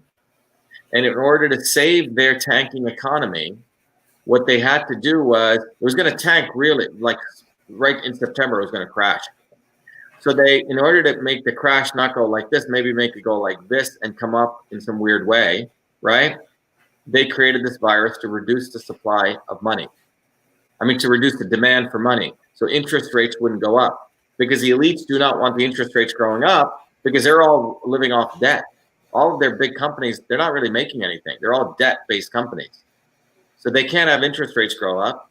So they had to shrink the economy, which is to literally lock everyone down. That's what this is being done for. That's what it took me about 3 days ago to figure that out. There's a last missing puzzle. This entire thing has to do with actually choking the economy so the interest rates will not go up, to reduce the supply, to reduce the demand for money. So the elites can keep their sand, their economy built of sand running. That's what's really going on. This has nothing to do with the virus. This is the fact that the elites have created an economy which is based on garbage, and brought to you by China, by the way. Brought to you by China. Yeah. I have a really quick question. So for me, so in 2008, when the economy crashed and we were outside New York, Boston, sleeping in tents, and we are the 99%. So one of the things that I never understood, Dr. Shiva, was like, how did that movement end? It was like we, the 99%, were finally fed up with the bullshit. We were finally not having this, and all of those billions of dollars. So I'm not great in math, but if I did the math correctly, the money that we gave to the industries, and what we got, like $120 check for the stimulus check, it was something absolutely ridiculous. But had the money been given to we the people instead of big businesses and corporations, head of household would have received $100,000 if you file head of household or any taxes, and as a single person filing, you would have gotten $45,000, $50,000. That would have been a stimulus. That would have generated, the economy would have woken up then. But we gave billions of dollars to motherfuckers that are begging for money now. So I personally never understood how we let that entire movement die. Well, let me tell you what happens, okay? One of the things I've been sharing with people in political movements, there are 3 dynamics. And the sooner people understand one of those dynamics, we'll have real change. So you have the establishment, right? What you call the elites who just want to impose fascism on you, right? Mandate vaccines or whatever, right? Then you have the change agents, people who are sincere, people who come bottoms up, want to build a movement, activists. But in the middle of those activists and the establishment is one of the most insidious groups, which I call the not so obvious establishment. They are the people who literally will steal my rhetoric. When I said fire Fauci, they stole it, okay? When I came after Gates, they stole it, right? But they won't say anything against Hillary Clinton. I'm talking about. They don't want to die? Do you know how long that list is? Ain't nobody trying to sign their death certificate? No, what I'm saying is that the not so obvious establishment is like a Bernie Sanders, okay? He talks the game of revolution, blah, blah, blah, whatever the idiot talks about, okay? But he exists not to really create a movement. It's to talk about the movement. And he exists to manipulate the real activists off the streets back into the establishment. Now, do you understand what I'm saying? I do, because I get it, because I've seen it firsthand. And not just that, the fact that he had people ready, set to go, and then was like, no, I'm gonna pull out and, just support Biden. And I thought for me, it wasn't a bitch move, but like, why would you get everybody hyped for you just to like alley-oop for somebody else? Right. So the reason is it's physics.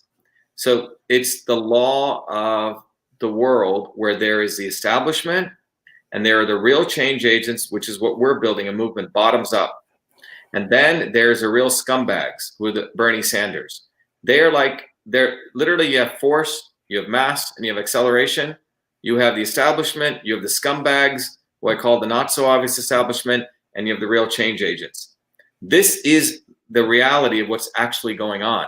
The problem is sincere people who want change, historically, they get duped by the Bernie Sanders, duped by the Al Sharptons, and on the left wing and right wing, by the way, both sides, duped by the Jesse Jacksons, duped by the Hillary Clintons, and so on, okay? The not so obvious establishment is the most dangerous element to human advancement, because what they do is they prolong human suffering for another generation. So in that 1984, I've shared the story when I was 18 years old, when I was at MIT, Reagan was running against a guy called Walter Mondale. So Republican versus Democrat. And there was a third guy called Jesse Jackson. Now, Jesse Jackson talked a good game. He said, I'm the rainbow movement. We're going to go after, all of them and blah, blah, blah. So we as young kids were, this is pretty cool, right? Mm. Right? He's an anti-establishment, but he was like the Bernie Sanders of the time. At the last minute, on the floor of the Democratic Convention, he gives all of his votes to Walter Mondale, speaking the lesser of two evils. And I heard, I haven't verified that his deal was that he wanted a plane. That's what he got. He got a plane. Okay? An actual plane, private plane. Okay? So these people are created by the establishment like a funnel, right? To corral people like cattle, right down the thing, right into the establishment. Okay? So 2016, when Bernie Sanders ran, a friend of mine said, oh my God, Shiva, you should support Bernie. He's anti-establishment. I go, no, he isn't. I said, he's totally a scumbag. I said, he is going to do exactly what Jesse Jackson did in 1984. And a friend of mine was sitting here, and she got so upset. Shiva, you're so negative. You always, don't believe in people like Bernie. He seems like, I said, he's going to sell you out. Mark my words. And she stormed out of my house. Well, 2 years later, here we are. Well, that's what he did. Well, that was with Hillary Clinton. Okay? So people need to understand, they need to wake the hell up, that the biggest enemies of movements are the obvious, like Gates is easy. Okay, Fauci is easy. I called them out, all of them out, CDC. But you know who's a real one that Bobby Kennedy never calls out? Hillary Clinton. Because he's part of that establishment. He talks this good game. And he realized that, wow, this guy's building a real movement bottoms up. And so the establishment has guys like him, has the Bernie Sanders, has the Jesse Jacksons. And if you look at carefully what they talk about, they always talk about government regulations. We need to regulate, right? So what they do is they create regulations, which actually creates monopolies. This is something most people can't understand. Regulations consolidates power for a few. Facebook actually wants regulations. You know why? They don't want any other Facebooks.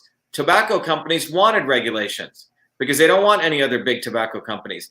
Mattel, the big toy maker, after they were hurting kids with their leaded toys, wanted regulations because they don't want any other small toy companies coming up. Big banks want regulations. That's why 2,000 small banks went out of business. This is something people need to, the Democrats, the liberal elite, the left wing, fights for regulations, and the right wing gets monopolies. That's how they work together, okay? And people need to understand it's two sides of the same coin. Mm-hmm. And that's why the not so obvious establishment is the most dangerous. The not so obvious establishment, they're the ones that have misled Black people consistently, minorities, poor people. And that's what happened in the Civil Rights Movement. There was a bottoms-up movement led by people like Malcolm X and people's names we don't even know. And the Kennedys and the Southern National Christian Conference imposed Martin Luther King. They imposed him. He was their anointed leader. They didn't want a guy like Malcolm coming from the streets, okay? They wanted top down. That entire March on Washington was beautifully organized. Malcolm called it a circus. Beautiful speech. By the way, they always have good speeches, good advertising, right? Like India Mahatma Gandhi. The guy was a pedophile. He was a racist. he was imposed on the Indian people. And he basically suffocated a good revolution for 70 years in India. Okay? So the establishment over here always creates a not so obvious establishment. And they're the other side of the establishment. And until people of color, poor people get this, they're going to always be screwed. That's why when you asked about that movement, it was run by a bunch of white liberals. That's what it was run by. It wasn't run bottoms up like we're creating this movement, truth, freedom, and health. It's bottoms up. We don't care about mainstream media. I don't want to be on any more mainstream media. They don't do anything. They always manipulate word. We go direct. We always go direct. And that's the way we build a movement, bottoms up. And now that takes a little more work, but that's how you win. We're not going to win this top down. We're not going to win this with these celebrities and Hollywood people. They're all scumbags. They're all part of the deep state. China right now owns 10 of the media companies. They own most of Hollywood. They own AMC theaters. They own the Waldorf Astoria. They own GE appliances. They've infiltrated this entire economy. And their goal is top down. Most of us will live on reservations like little workers, 0.001%. They do not want entrepreneurs. They do not want radicals. They do not want people to think out of the box. And that's the mentality that they're imposing here. People need to wake up. This country, in my view, is being colonized by China, but to be specific, the Chinese Communist Party. And the elites here are willingly selling out to that. That's what's going on. And they basically, that's why when people got $1,200, whatever, $600 a week, it's like, do you know they're putting you on a reservation? You get your pot, you get your alcohol stores were open, Starbucks was open. Okay, now I'm going to give you $22,000. It's putting people on reservations. What we need to do is we need to build infrastructure. Infrastructure is what has always powered economies. Infrastructure. Do you know $1 you spend in infrastructure gives $6 back? $1 you give away free to people, it returns 40 cents back. So when you look at the three buckets of an economy, you have free stuff, which they call equity, bucket one. Bucket two is security, right? The border protection, police, defense, etc. Bucket three is infrastructure. Bucket three, you don't see the returns right away.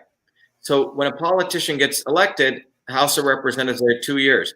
What bucket do you think they'll always vote for? Bucket 1, 2, or 3? Not 3. Bucket 1. So they always keep voting for bucket 1 because the day they get into office, Ocasio-Cortez, whoever it is, they're getting ready to get elected. Over again. Huh? Over again. Yeah. Elected. So my view is when I run for U.S. Senate, I'm only doing 1 term. I mean, if you can't do stuff in 6 years, you shouldn't even be in office. I mean, people start whole companies and take things public and build huge empires in 6 years. So my view is, I'm in there for 1 term. So I'm going to do whatever I want for my people. I'm not in it to get elected again. I'm not in it to raise. These guys get in the day that they enter office. If you look at their calendar, 90% of their time is going into donor calls, donor meetings to get their next reelection. Mm-hmm. So we have to, and then so for me, my goal would be I go for 6 years and I'm going to build an army of other young people who run after me. That's the legacy you want to leave. So, and I'm so glad you said that because we have a multitude of politicians that love their seat, that have been sitting there for all of the years that I've been alive and haven't done a damn thing for the communities that they represent. And their constituents are complacent because we're used to having our door knocked whenever it's election time, and then you disappear and we never see you again. But the ones that we do rally behind and we do fight for and we do vote for, don't, if you walk into their office and take a look at their staff is like one of the donors' nieces and one of the donors' sons and some other donors, great nephew, but you never see the nieces and nephews of the people who brought you into their home and said, please, help us. You never see them have a mentee. I can't think of the mentor, mentee. A prodigy. You don't never see I'm grooming this person. Protege, to take my place. Or not even just this person, but this group of young people teaching them what they need to know so they can be the next wave of, I want to say revolution, but when you really think of a true revolution, we the people are not prepared. We're not prepared for a revolution. We don't know how to grow food. Half of us don't have our gun license, or, you know, even if the world was to collapse, you don't need a license. Half of us don't know how to shoot. Yeah. Like, we don't know if comet was to hit today and infrastructure was destroyed, government was destroyed, a lot of us would die off of starvation alone. Well, I think you brought up a word, revolution. You know, in addition to studying medicine, one of the things I've always studied is what is revolution. You know, I looked at it from a scientific perspective. I studied left wing, right wing, anyone I could get a handle on since I was a kid, whether it was all different people who were change agents, you know?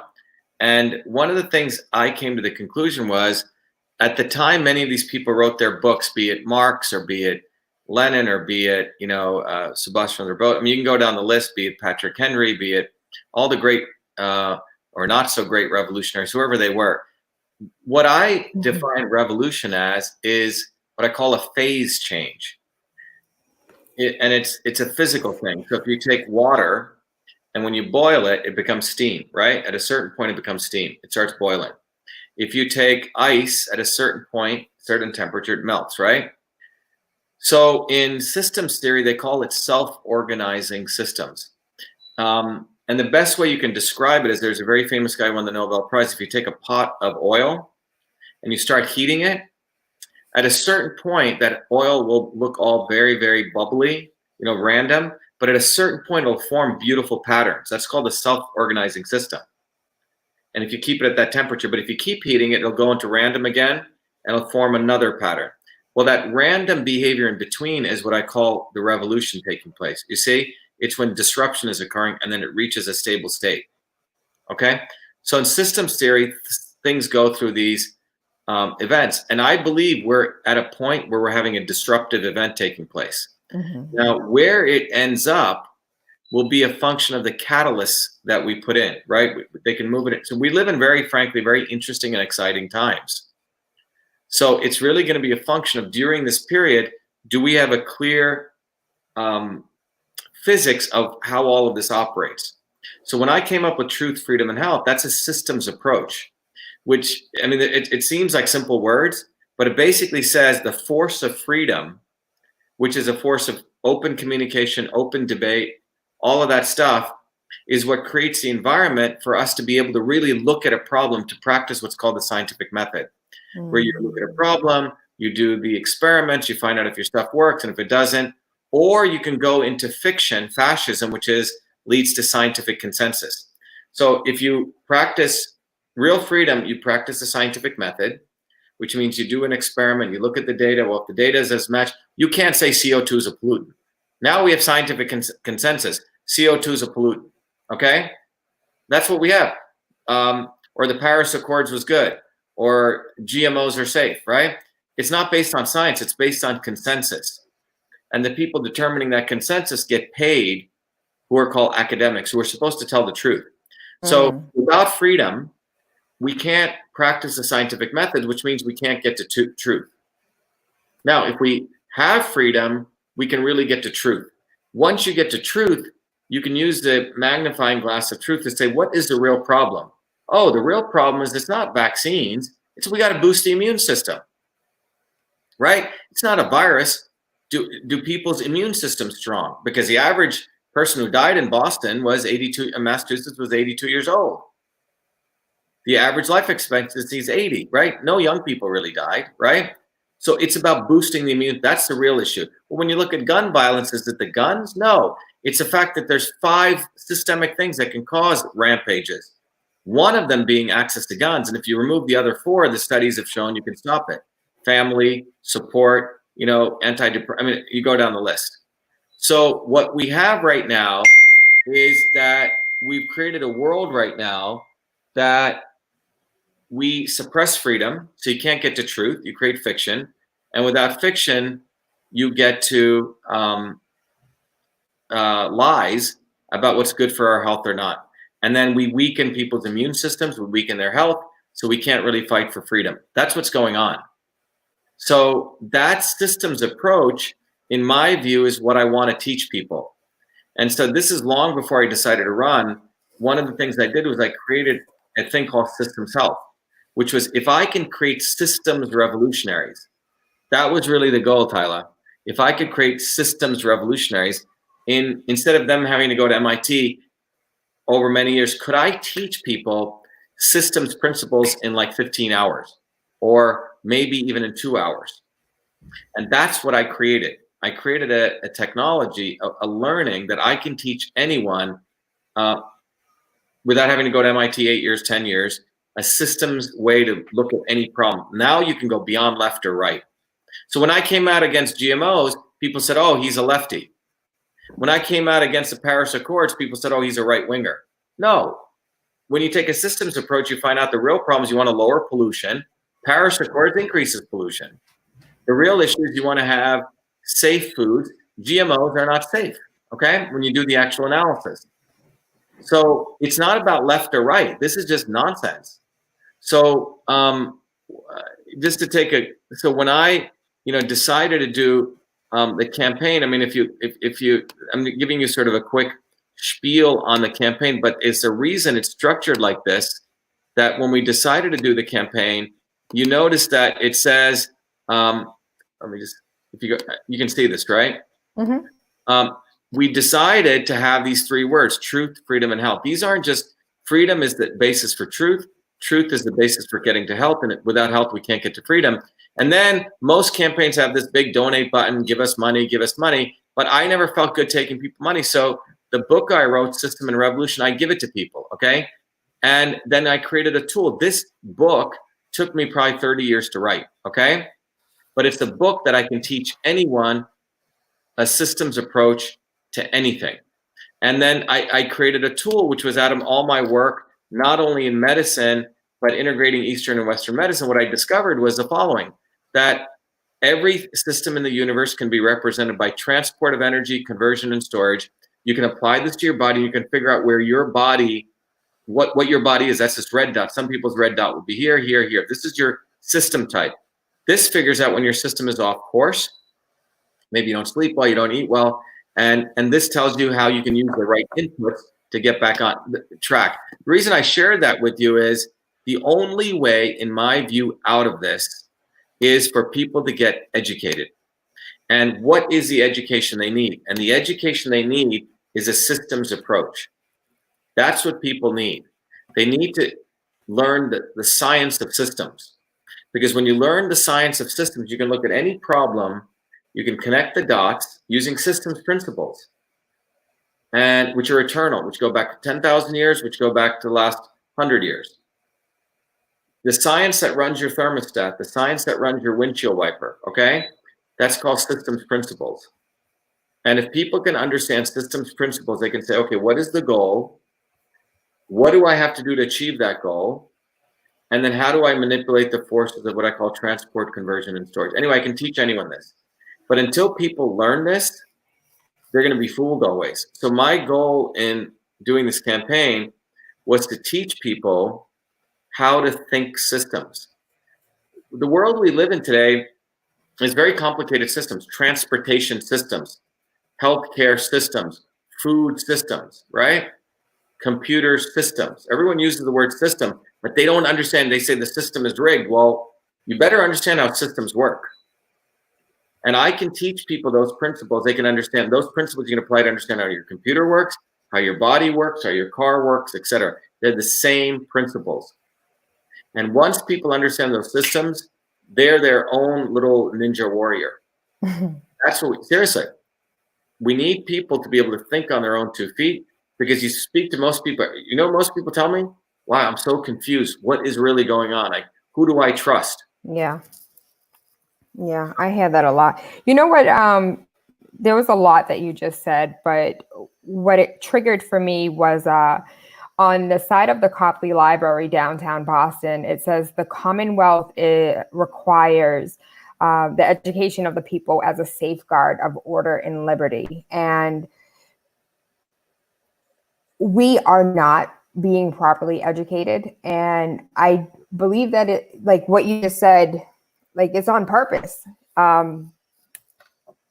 to destroy order, to destroy liberty, to destroy the systems.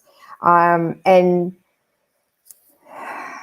I want to see you and people with your ideology to win, because it's time for we the people to finally have a grip back on these systems. I think, hold on one second. I'm going to get this book.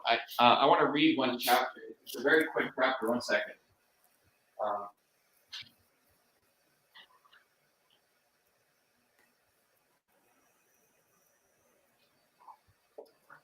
So this is the book everyone should get, you know, and if you can't afford it, just give whatever you can. Okay, it's called System and Revolution. Do you mind if I read the first chapter? I feel sort of, okay.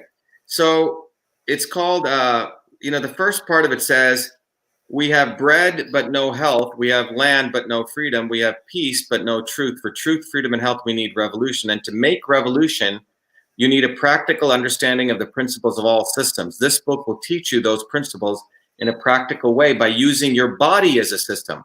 Health and well-being will be the result, but most importantly, what you will learn are the unifying principles of all systems, which will provide you the knowledge to make revolution on any system here and now, okay? So that's a quick intro, but let me just, I think you may like this, okay? It says, what is to be done? And it says, you have nothing to lose but your chains, okay? I said, I'm starting this book with a quote from Karl Marx. Is that outrageous? Is that inflammatory? I hope so. I have 4 degrees from MIT, but I don't want to be a smart boy scientist in khakis and a sports shirt giving a TED talk and then going out for a cappuccino, okay? I said, one of the themes of this book will be the relationship between the center and the periphery in a human cell, in a human body, and in all aspects of human affairs, and the realization that there actually is no center. You see, we've been taught that there's a center to everything, right? There is no center, but one that has to be imposed on us from above. I was definitely born in the periphery, the child of a lower caste family in India, where my grandmother was a spiritual healer. But I don't want to be a wise and gentle guru telling you about the Hindu god with the head of an elephant. Here's what I do want, but it's more than want, it's need. I need to tell you what I've learned through my unique education and my even more unique life experiences. What I do need, and why do I need that? It's not to stoke my ego. It's not to be on television. It's because a time for change, radical change has arrived, and I have a role to play at this historic moment. I have tools to provide, not physical tools, but vital information for this opportunity so we don't blow it. I feel like I've been given an assignment. I've been cast in a role, and it's not easy. It's not an easy one, and it's not easy one to fulfill. I have to tell people the truth, and when they don't believe me, I have to change their minds. I invented the first authentic comprehensive email system when I was 14 years old as a research fellow at the University of Medicine Dentistry. That's the truth, but it is a controversial statement. It's been called delusional. People literally went to Wikipedia and changed all my stuff. It's quite extraordinary, okay? Yeah, I've seen that. I said, why don't I just forget about it? Why don't I just shut up about it? Here's why. The experience took place in the cultural context of growing up in a lower caste Indian kid, where my earliest memories as a 4-year-old was being segregated and given water in a different bowl from my quote unquote upper caste friends, and emigrating from the extremes of Bombay and a small South Indian village in deep South India to Newark, New Jersey. It was part of a timeline that included observing my grandmother's practice of Siddha, an ancient system of medicine and healing, and also attending an elite program in computer science at NYU as a 14-year-old. It's true that I haven't followed the standard nerd script and said, aw shucks, but it's not because I'm delusional. On the contrary, it's because I've been stripped of all delusions about how things work for innovators who don't fit the mold. What's really delusional are people inside a centralized, this is the key thing, academic, corporate, or government environment sitting in judgment of me when I'm a creature of the periphery. You see, real innovation comes from the edges, not from the center. That's an entirely different setting, and I'm a different kind of person in every way. It's all delusional for those in controlling positions in academia, business, or government to imagine I'm not going to share my experiences in order to ignite radical and positive change. Yes, I'm a revolutionary. I was 5 years old when a friend of my father's came to our home and said poor villages were taking up arms against their landowners. He said villagers didn't have enough money and didn't have any food and didn't have any clothes. And I was only 5 years old by this time, Tyler, right? So I remember telling my father, I said, so I said, but what's wrong with that? The man told my father, your son is a communist.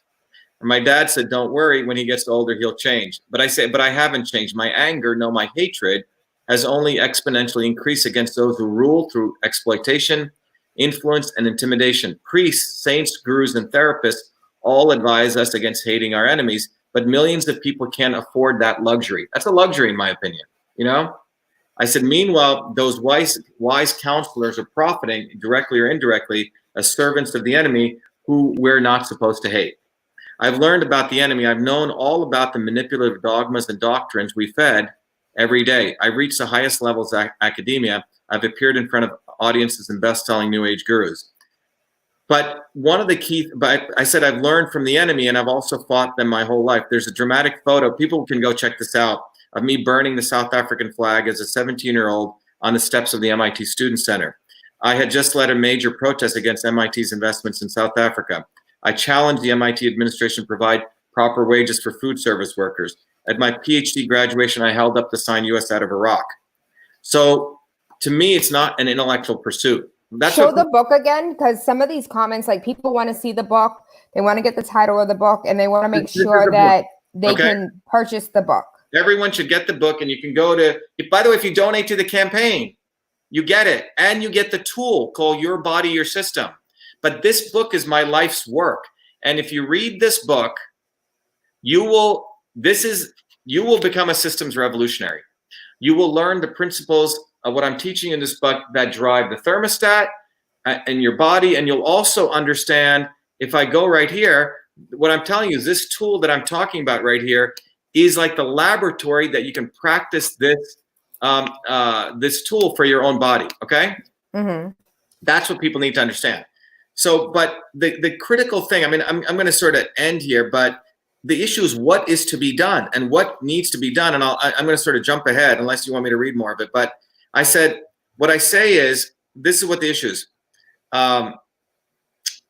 Revolution is an essential part of systems theory.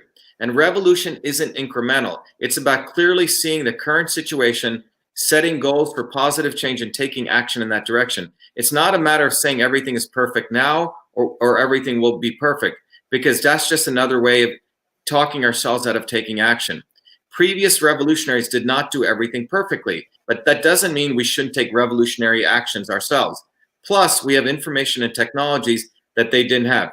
Creating email would have been impossible before there was computer code, and many people said it was still impossible. But something is impossible until only it happens. It was impossible for Mike Tyson to get knocked out, but once he got knocked out, oh yeah, I guess it was actually possible.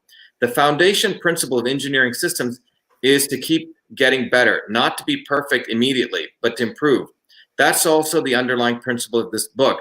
If it seems impossible to do it perfectly at this point in time, or it failed in the past, that doesn't mean we don't do it. Mm-hmm.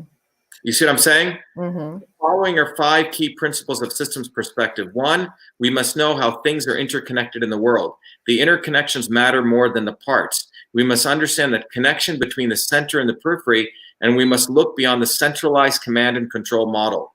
We must see that the entire process of the establishment thinking is there's a center, the center of academia, right? The cell is the center of the, or the nucleus is the center of everything. DNA makes everything. All this stuff is nonsense. In fact, physics is showing all this stuff occurs in the edges. Innovation occurs in Newark, New Jersey. That's what the truth is. You don't need to go to MIT. You see? Second is truth emerges when the whole is greater than the parts. And so on, So I just wanted to. Anyway, it's a very short book. People can read it in about 2 hours, but I'm telling you, it'll change your life. And you will learn 4 years of MIT education, control systems theory, in about 30 minutes. You know what I want? I want to hear the audiobook. I want to hear you read it. I can do it. Jen was saying I should do that. I'll do that. I'll do that. We can get that done. But I'm telling you that I am just a catalyst. I don't believe in centralized command and control. I'm the revolutionary activist. No, that model is not going to work because they can take out one person. The issue is to be a catalyst. That's what this book is, and that's what Your Body, Your System is. If people learn it, they can be their own systems revolutionaries in their own neighborhood, because I'm basically giving them the quantum of knowledge that's been missing in all of this. It's like, once we figured out E equals MC squared, we could smash an atom, right? What this book has is the equivalent of E equals MC squared for revolutionary change. That's what this is. And you can apply those principles to actually heal your own body. You can apply those principles to figure out how your computer works, because the principles are the same. That's what this is. And it's I haven't read this book in a couple of years now, but I wrote this when I was in Paris. I was finishing it up, where the Paris Commune took place. But the first chapter is called What is to be Done. The next thing is systems theory, reductionism, know your system. It teaches you, you got to get it, because it's a perfect book. I don't write a lot, but when I do write, I put my entire focus into it. And that book, and people understanding how the body is a system, is going to empower people. And if people can't give 25, they can give 10. If they can't give 10, they can give 5. And if they can't afford $5, write to me. Okay, I'll give you a scholarship to get it. Okay, this is about my life's mission is to create a systems revolution. And that's going to happen when each individual gets awoke to the dynamics of how the universe actually works. There is a core science, because the same science that affects the computer, that affects that thermostat, that affects your body, must affect revolutionary change. Because I think the universe is conserved. The principles are the same. Transport of energy, matter and information, conversion of energy, matter and information, storage. Transport, conversion, storage. You know what's interesting? Those 3 words match directly with the Indian system of medicine. They use Vata, Pitta, Kapha. The problem is the Indian system of medicine, what I realized, is not a system of medicine. It is actually an engineering systems approach. So I can tell you with all humility that we're not going to see any major change until people understand the mechanics of how this works. If we don't, they will always manipulate us. And one leader will come, he gets shot, the next one comes. And they have it figured out. But we decentralize it. Everyone understands core principles. They understand how to take care of their body, so they don't have to go see a guru, right? They don't have to, people have to understand principles of how this structure runs. And that's the way to liberation. It's not going to happen without that. We're always going to rely on somebody else. All the answers are within us. They really are. They are, yeah. I totally agree. Yeah. I totally agree. One of the things that I did want to touch on really quickly, because the gentleman that were on previously before I came on, made mention to like small businesses. So I posted something today, like, during COVID-19, did you build or did you bullshit? And did you what?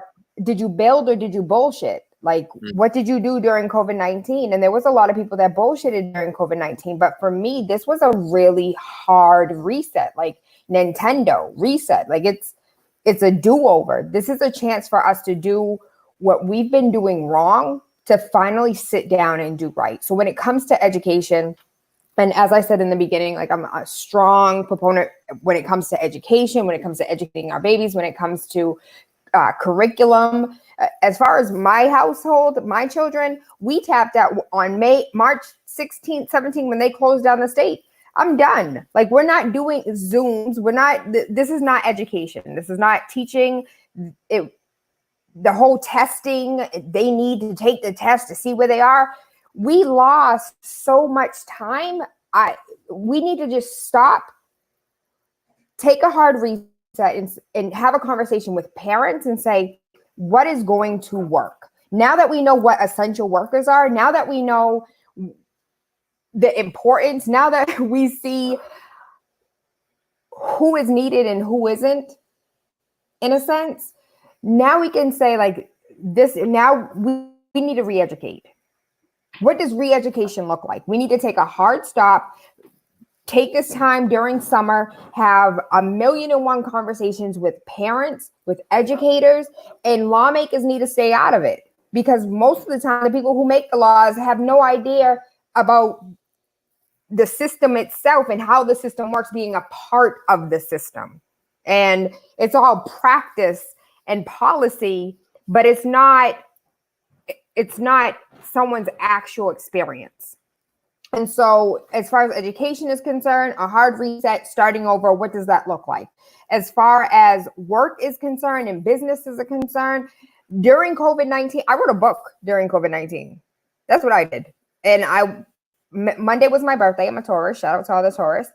But I wanted to release it on May 18th. Didn't get to do that, but I got it copywritten on my birthday. Why? Because I took this time to a hard reset and to start over. And I think as far as our entire society, the globe, we did not utilize COVID-19 the way that we could have. Our government isn't. As far as the city of Boston, the two gentlemen were talking about grants and monies. The city of Boston has millions of dollars from FEMA, and they have not distributed those monies. They had $500,000 that they gave to 19 organizations. They have all of these millions of dollars that small businesses in Dorchester, Roxbury, Mattapan, Hyde Park, Rosendale can't even touch, can't get their hands on. But yet, let's talk about. Look, we know all of this corruption, right? So we have. You can't call it corruption when it's nepotism. You have to use their words and their terminology. It's not corruption. It's just nepotism. I was helping my nephew. I was helping my neighbor's cousin. Right. So the issue is what is to be done, because in my view, about 7 minutes, in my view, what we have is, I think we have about 90 days. This is my view. More days, 90 more days? I know. I think we have about 2020, the end of 2020 is going to be one of the most biggest inflection points in world history. And I say this because A, you have a major election coming up. B, there's a famous anthropologist who showed that and he looked at, I think, 20 different centuries, that the first 20 years in any century is determined whether the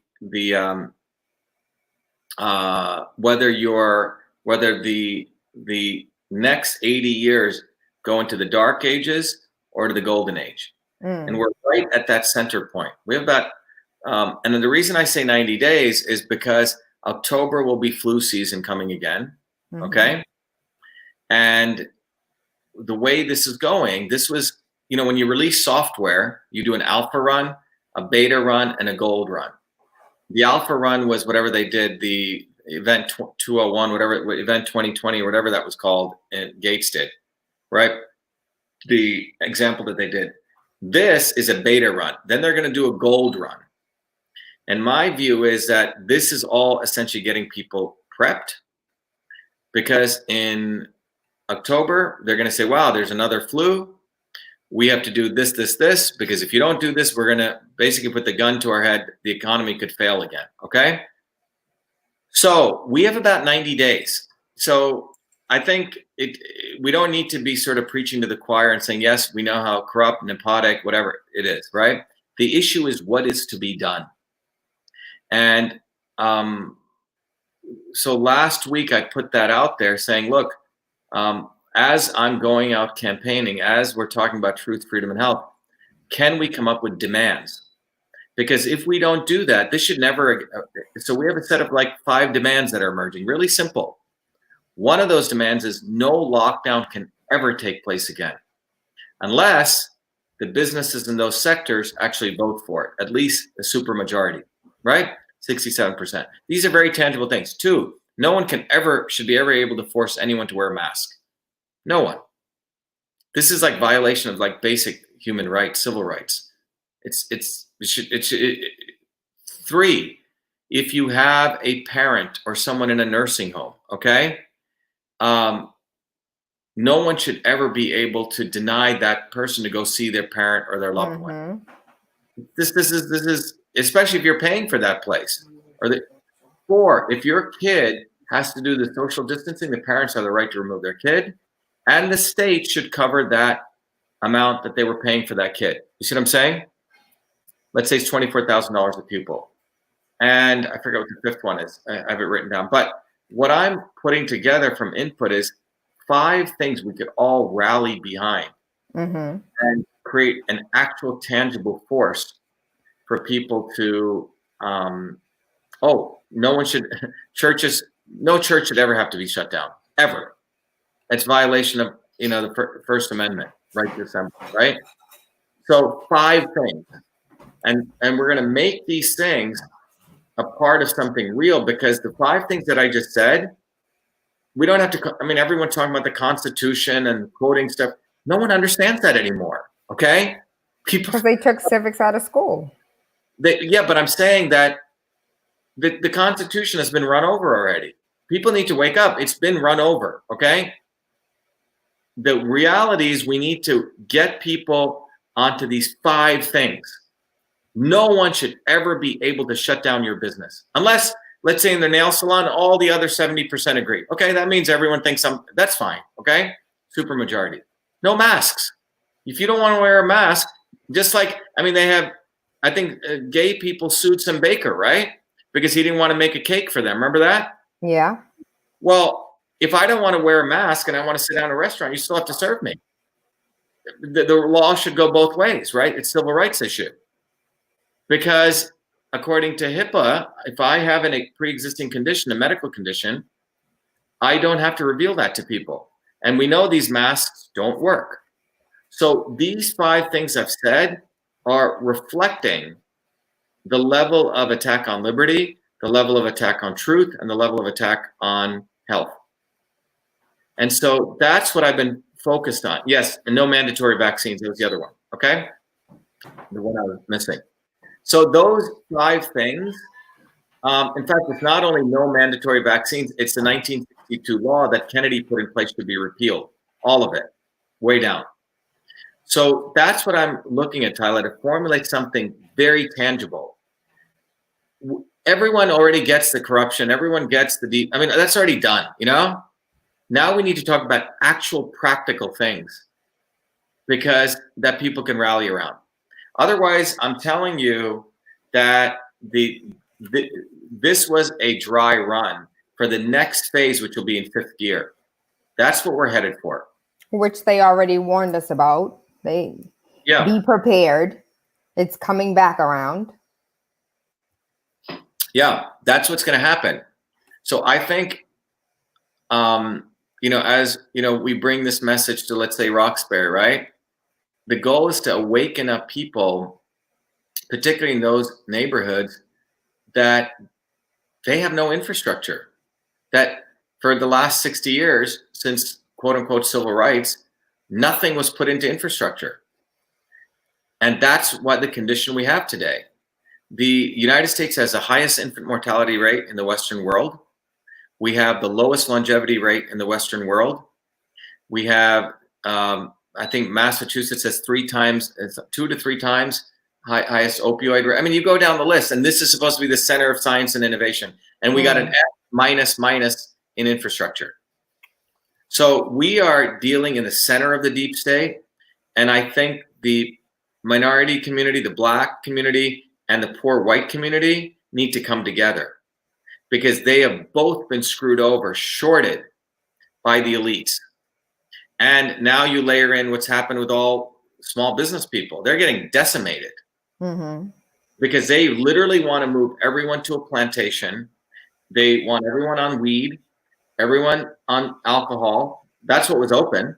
Everyone eating garbage, and everyone may be getting a little dole out. And that's the world they want to create. And then the 0.001% will manipulate this thing called the stock market, okay, which is not real. And then eventually the goal will be to do what they did to the American Indians, get rid of these people. Because you won't need them, because you'll replace them with robots. That's where this is going. And the people between us and them are the independent-minded thinking people. That's what this is about. China, the Chinese Communist Party doesn't want independent-minded thinking people. They want robots and tools. And that's what's being exported to the United States. It's much deeper. In my view, we have about 90 to 120 days maximum. Yep, truth, freedom, and health. That's what we have. So people need to wake up. This is not theoretical exercise anymore. It's not mental like, well, you know, this could happen, that could happen. No, this is what is going to happen. And I see it so crystal clear where this is headed. Mm-hmm. It's unbelievable what's happened since January. Unbelievable that you have people walking around with masks, jumping around from people. It's quite amazing. Attacking people that don't have masks. What's that? Attacking people that are not wearing a mask. Yep. We are and this has been brought to you by Deep State China Inc. I mean, when did we last see masks? People in China wearing them. Who the hell ever thought we'd have it here? Well, they have pollution problems, by the way, right? So, which is cleared up now, which is China and California look absolutely beautiful right now.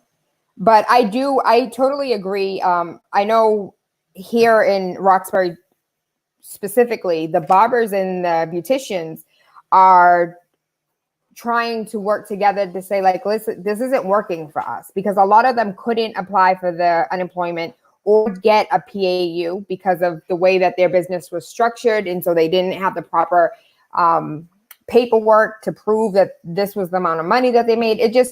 It's disheartening. And I'm with you on those 5. So one of those 5 going to Baker. Like, have you made those demands to Baker? Have you? Baker? No, that's the wrong thing. He's not the king. We need to go among our people. You see, forget these politicians, Tyler. It's wrong. We're asking the wrong question. We need to go among neighborhoods and build a movement bottoms up. We don't care what Baker does. He's going to do what he's already bought and paid for. You follow what I'm saying? It's not Baker. It's not the politicians. We need to build a movement bottoms up. That's what we need to do. We need to get people saying, wow, that's how a system works. Wow, I get it. That's what I should, this doesn't make sense. That's how we're going to win. It's not about Baker. It's not about, any of these politicians. I mean, think about it. They're all bought and paid for. They're blue bloods, Baker, Weld, these guys should have gone back to England when they lost 1776. They ended up being embedded here. They never liked losing power. They still believe in the monarchy, most of these guys. Okay? So that's what we need to do. Guerrilla warfare, as Esther Lamb said, exactly. It's bottoms up. That's why, the election in Massachusetts for U.S. Senate, it's more than a U.S. Senate rate. We have to win, because no one's ever had one of you or me ever running. That's what I represent. It's always been, look, who runs for Senate? I'm running against a Kennedy. He's a fool. The guy's got $51 million as a 38-year-old kid, and he thinks that Senate seat is his. Markey, he's been in there for 50 years. 2 lawyers. And then the Republican establishment threw another idiot. And his website is called, it's ridiculous. He has 100 Twitter followers. They literally dragged him out of a law firm to literally block me. That's why we have to win. Because a guy like me, who's like everyone on here, working class kid, busted his buns, we never get at people like someone like me ever running. Never. That's why we have to win. And Massachusetts, I'm telling you, is the center of the deep state. Harvard and MIT, every global elite has gone through that 1 mile radius. Every one of them. Every one of them. We are in the belly of the beast in Cambridge, Massachusetts. Literally. That's why I'm telling you, a win here would be like the biggest nuke went off for the deep state. That's why we have to win. Do you fear for your life? Like, knowing what you know, doing what you do, and fighting who you're combating, like, do you fear for your life? Well, look, you have to ask, what is life? Do you fear for your physical on planet Earth? Because I'm well aware of, like, this is. No, I have no fear, and the reason I have no fear is the following, because I've had to ask, what is life? When you say, do you fear for your life? Do I fear what? That I will live as a slave? having to wear masks and da-da-da-da-da. That's not life. Look, I grew up in an environment in India where we were considered untouchables, the lowest caste. So when my parents came here, which was quite extraordinary, that's already a huge win. And when I was 12 years old, when I went back to India to see my grandparents, I remember leaving the train station, and I saw these people with nothing. My aunt lived in a small hut. And I said, Jesus, oh my God, I'm going back to the US and I have so much. If I don't do anything with my life, I'm a parasite. And I was a 12-year-old kid. I made that decision that if I didn't do something, I'd be. So my life has brought me to this point. I'm very, very grateful. So I don't know what you mean. I don't know why people say, are you fearful for, what is life? Life living as a slave? That's not life. Life living, oh, I get to have some food and I get to drink and I don't get to create. I have to watch what I say. That's not life, Tyler. That's like slavery. The issue is, do you fear for slavery? That's really the question. And people should fear that, because this country, one of the interesting things about this country, or being a human being, I believe, is to be an expression of your creator. And I also believe that this is not the only life. I mean, I've had my own deep experiences, okay? So when you go to that threshold, you see things in a very different way. And so for me, it's not about, do you fear, if the issue is, do you want slavery? We are literally at the point of freedom versus slavery.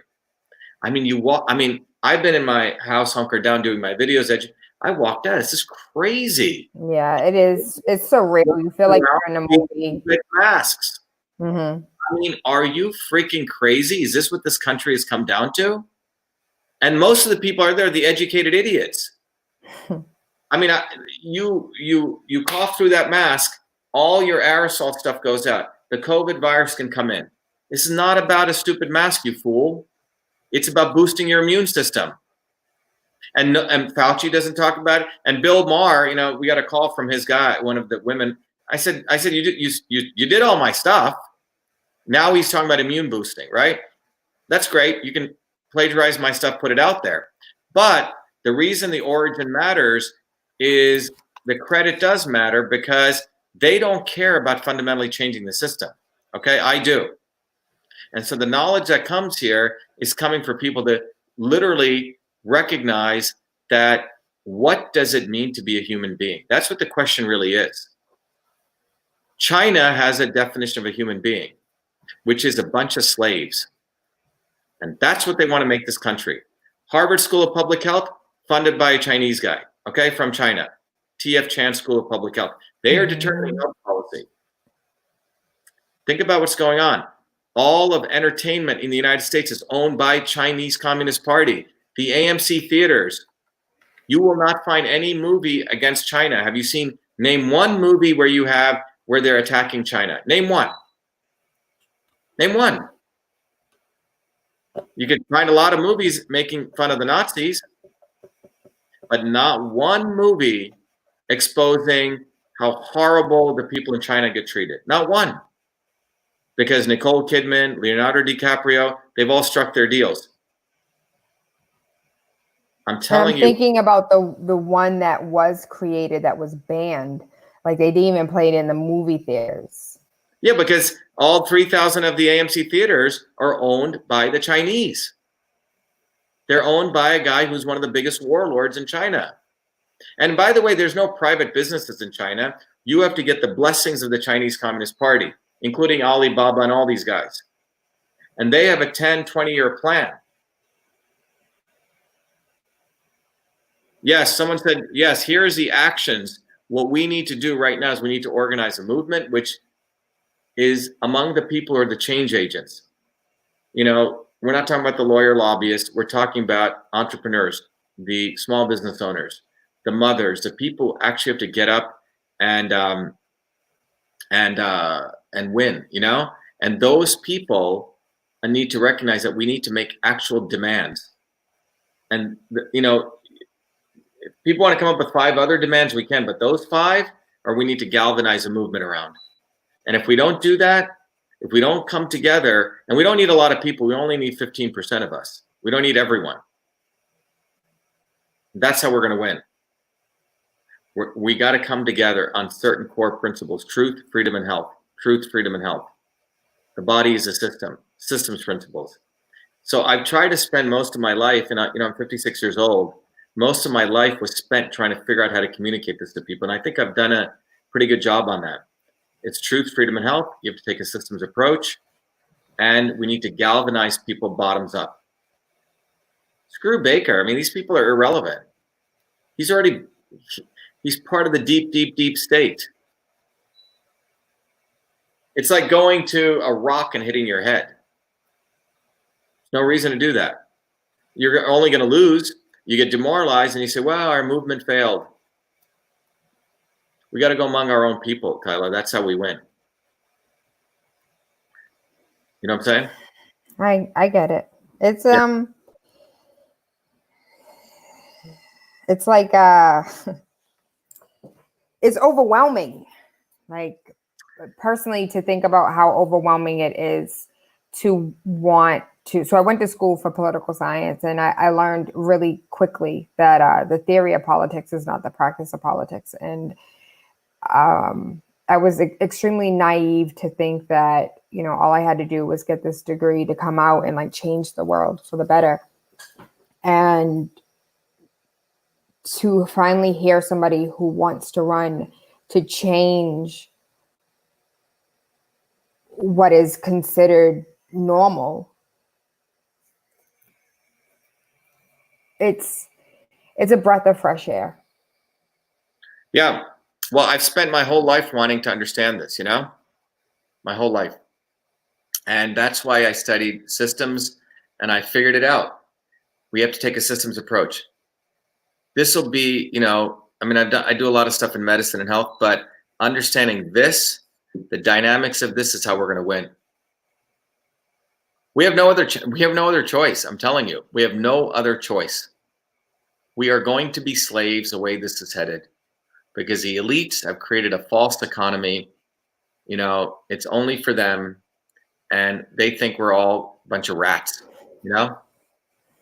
Someone says, how do we make demands, Shiva? Well, so one of the things we should do, Tyler, is we should do something in Roxbury. I'm taking my bus up to, I'm only going to go to all the working neighborhoods. I don't care about the elite areas. These people, they can wear their masks and kill themselves, as far as I'm concerned.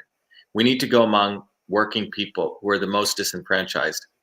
So, we're going to be in Leominster tomorrow. If anyone's listening, Leominster tomorrow afternoon. I'm sorry, on Saturday. So we should do something in Roxbury. I want to go right on the ground. We could do, I have all the equipment on my bus. We could do like a town hall right in Roxbury. But we need to go among people, educate them, on the immune system, give them practical knowledge. That's how we got to do it.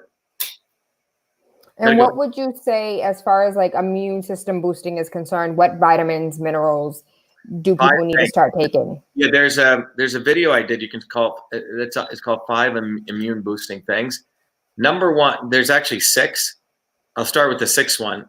Is social connections, friendships, fellowship. Do you know when you have good friendships, people you can trust, your body creates antimicrobials and your body lowers inflammation. But number 1. Number 2 is vitamin D.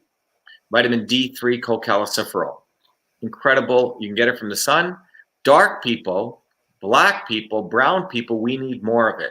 This is why more people of color during the influenza season, during this thing, suffer more, because we are massively deficient in vitamin D. I take 10,000 IUs in the wintertime, because the UVB rays can't get through our skin. There's less radiation and we don't get enough of it.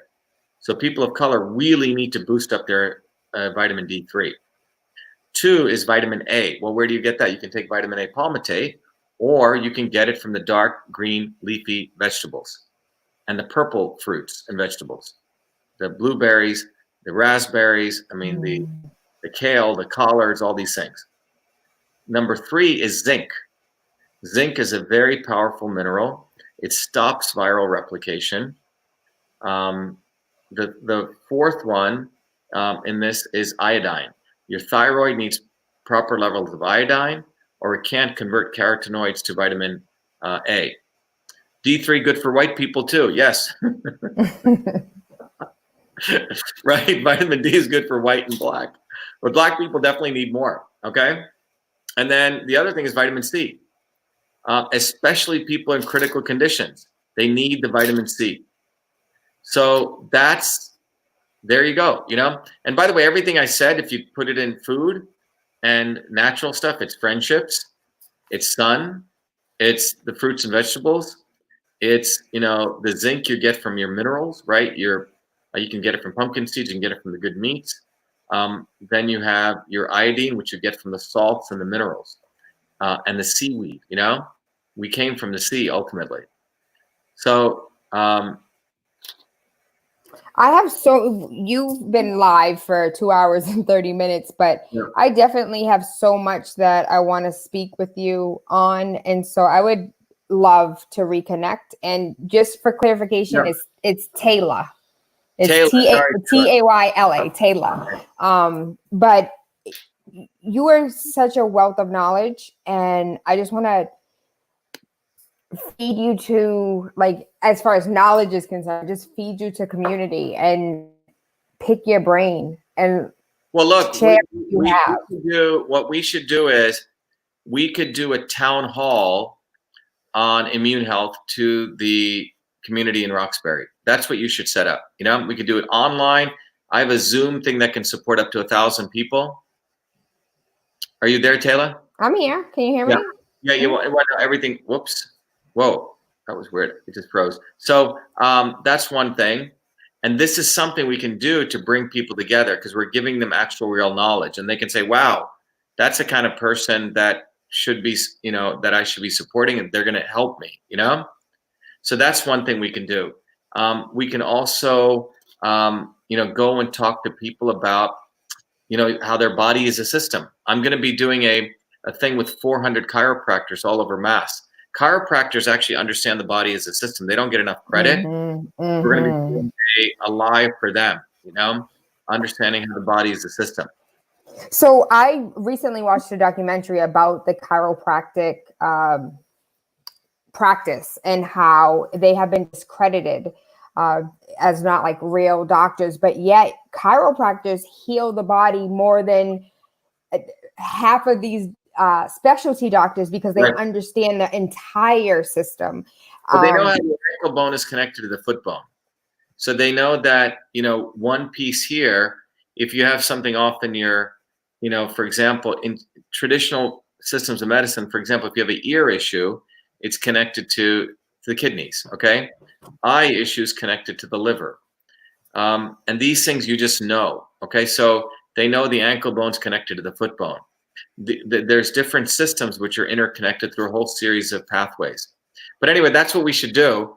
And just to remind everyone, you know, when people go to, let me just go back to this because I just got to let people know about this, and then we can, let me see if can I stop screen? Can I share this here?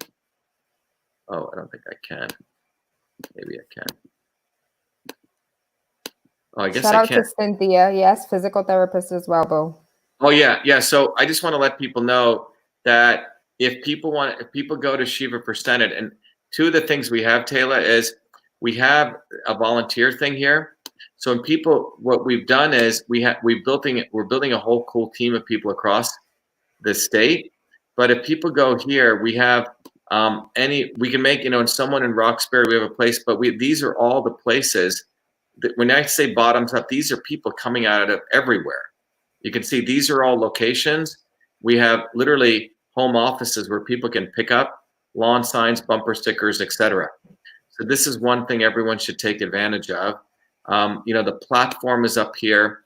People, you know, we have a little manifesto that people can download and they can print. A lot of people are downloading and printing it across the country. It really says what we're fighting for, what the real issues are. And then over here, it has sort of the three major pillars of the campaign: the Citizen Science Act, the Digital Rights Act, and the Health Rights Act. And then it gives everyone the opportunity, you know, to get the book. If they can't, you know, the book is here, System and Revolution in Your Body, Your System. You know, when I did Your Body, Your System, this is actually based on traditional systems of medicine, where they call it Vata, Pitta, Kapha. I call it transport, conversion, storage. You take these questions and it literally figures out your body type. Like your body type is different than mine. So, and this black dot represents where you are today. This is where your body likes to be. And this black dot will constantly move around.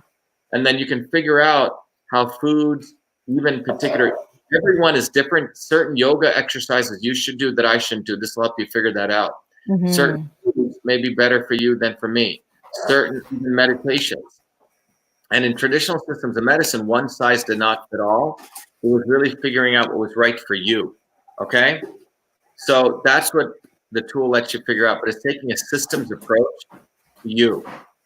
So when this nonsense shutdown took place, they shouldn't have shut down everyone. They should have taken the immunocompromised, given them high dose vitamin A and D. The rest of us, we should have all been back to work with some boosting amounts of DNA and C, etc. But anyway, I have one last question really quickly. Yeah. So your systems approach and self-organizing systems, have you ever, so you've done it as far as like body is concerned, but I would really love to see this as far as education is concerned. So just like my body is different from your body, I learn differently than you. Yeah, so there's a, do I have it here? I think I do, wait a minute. I have a version of this. It's called Your System, Your Life, okay? I don't know where that book is. But you can apply this to anything.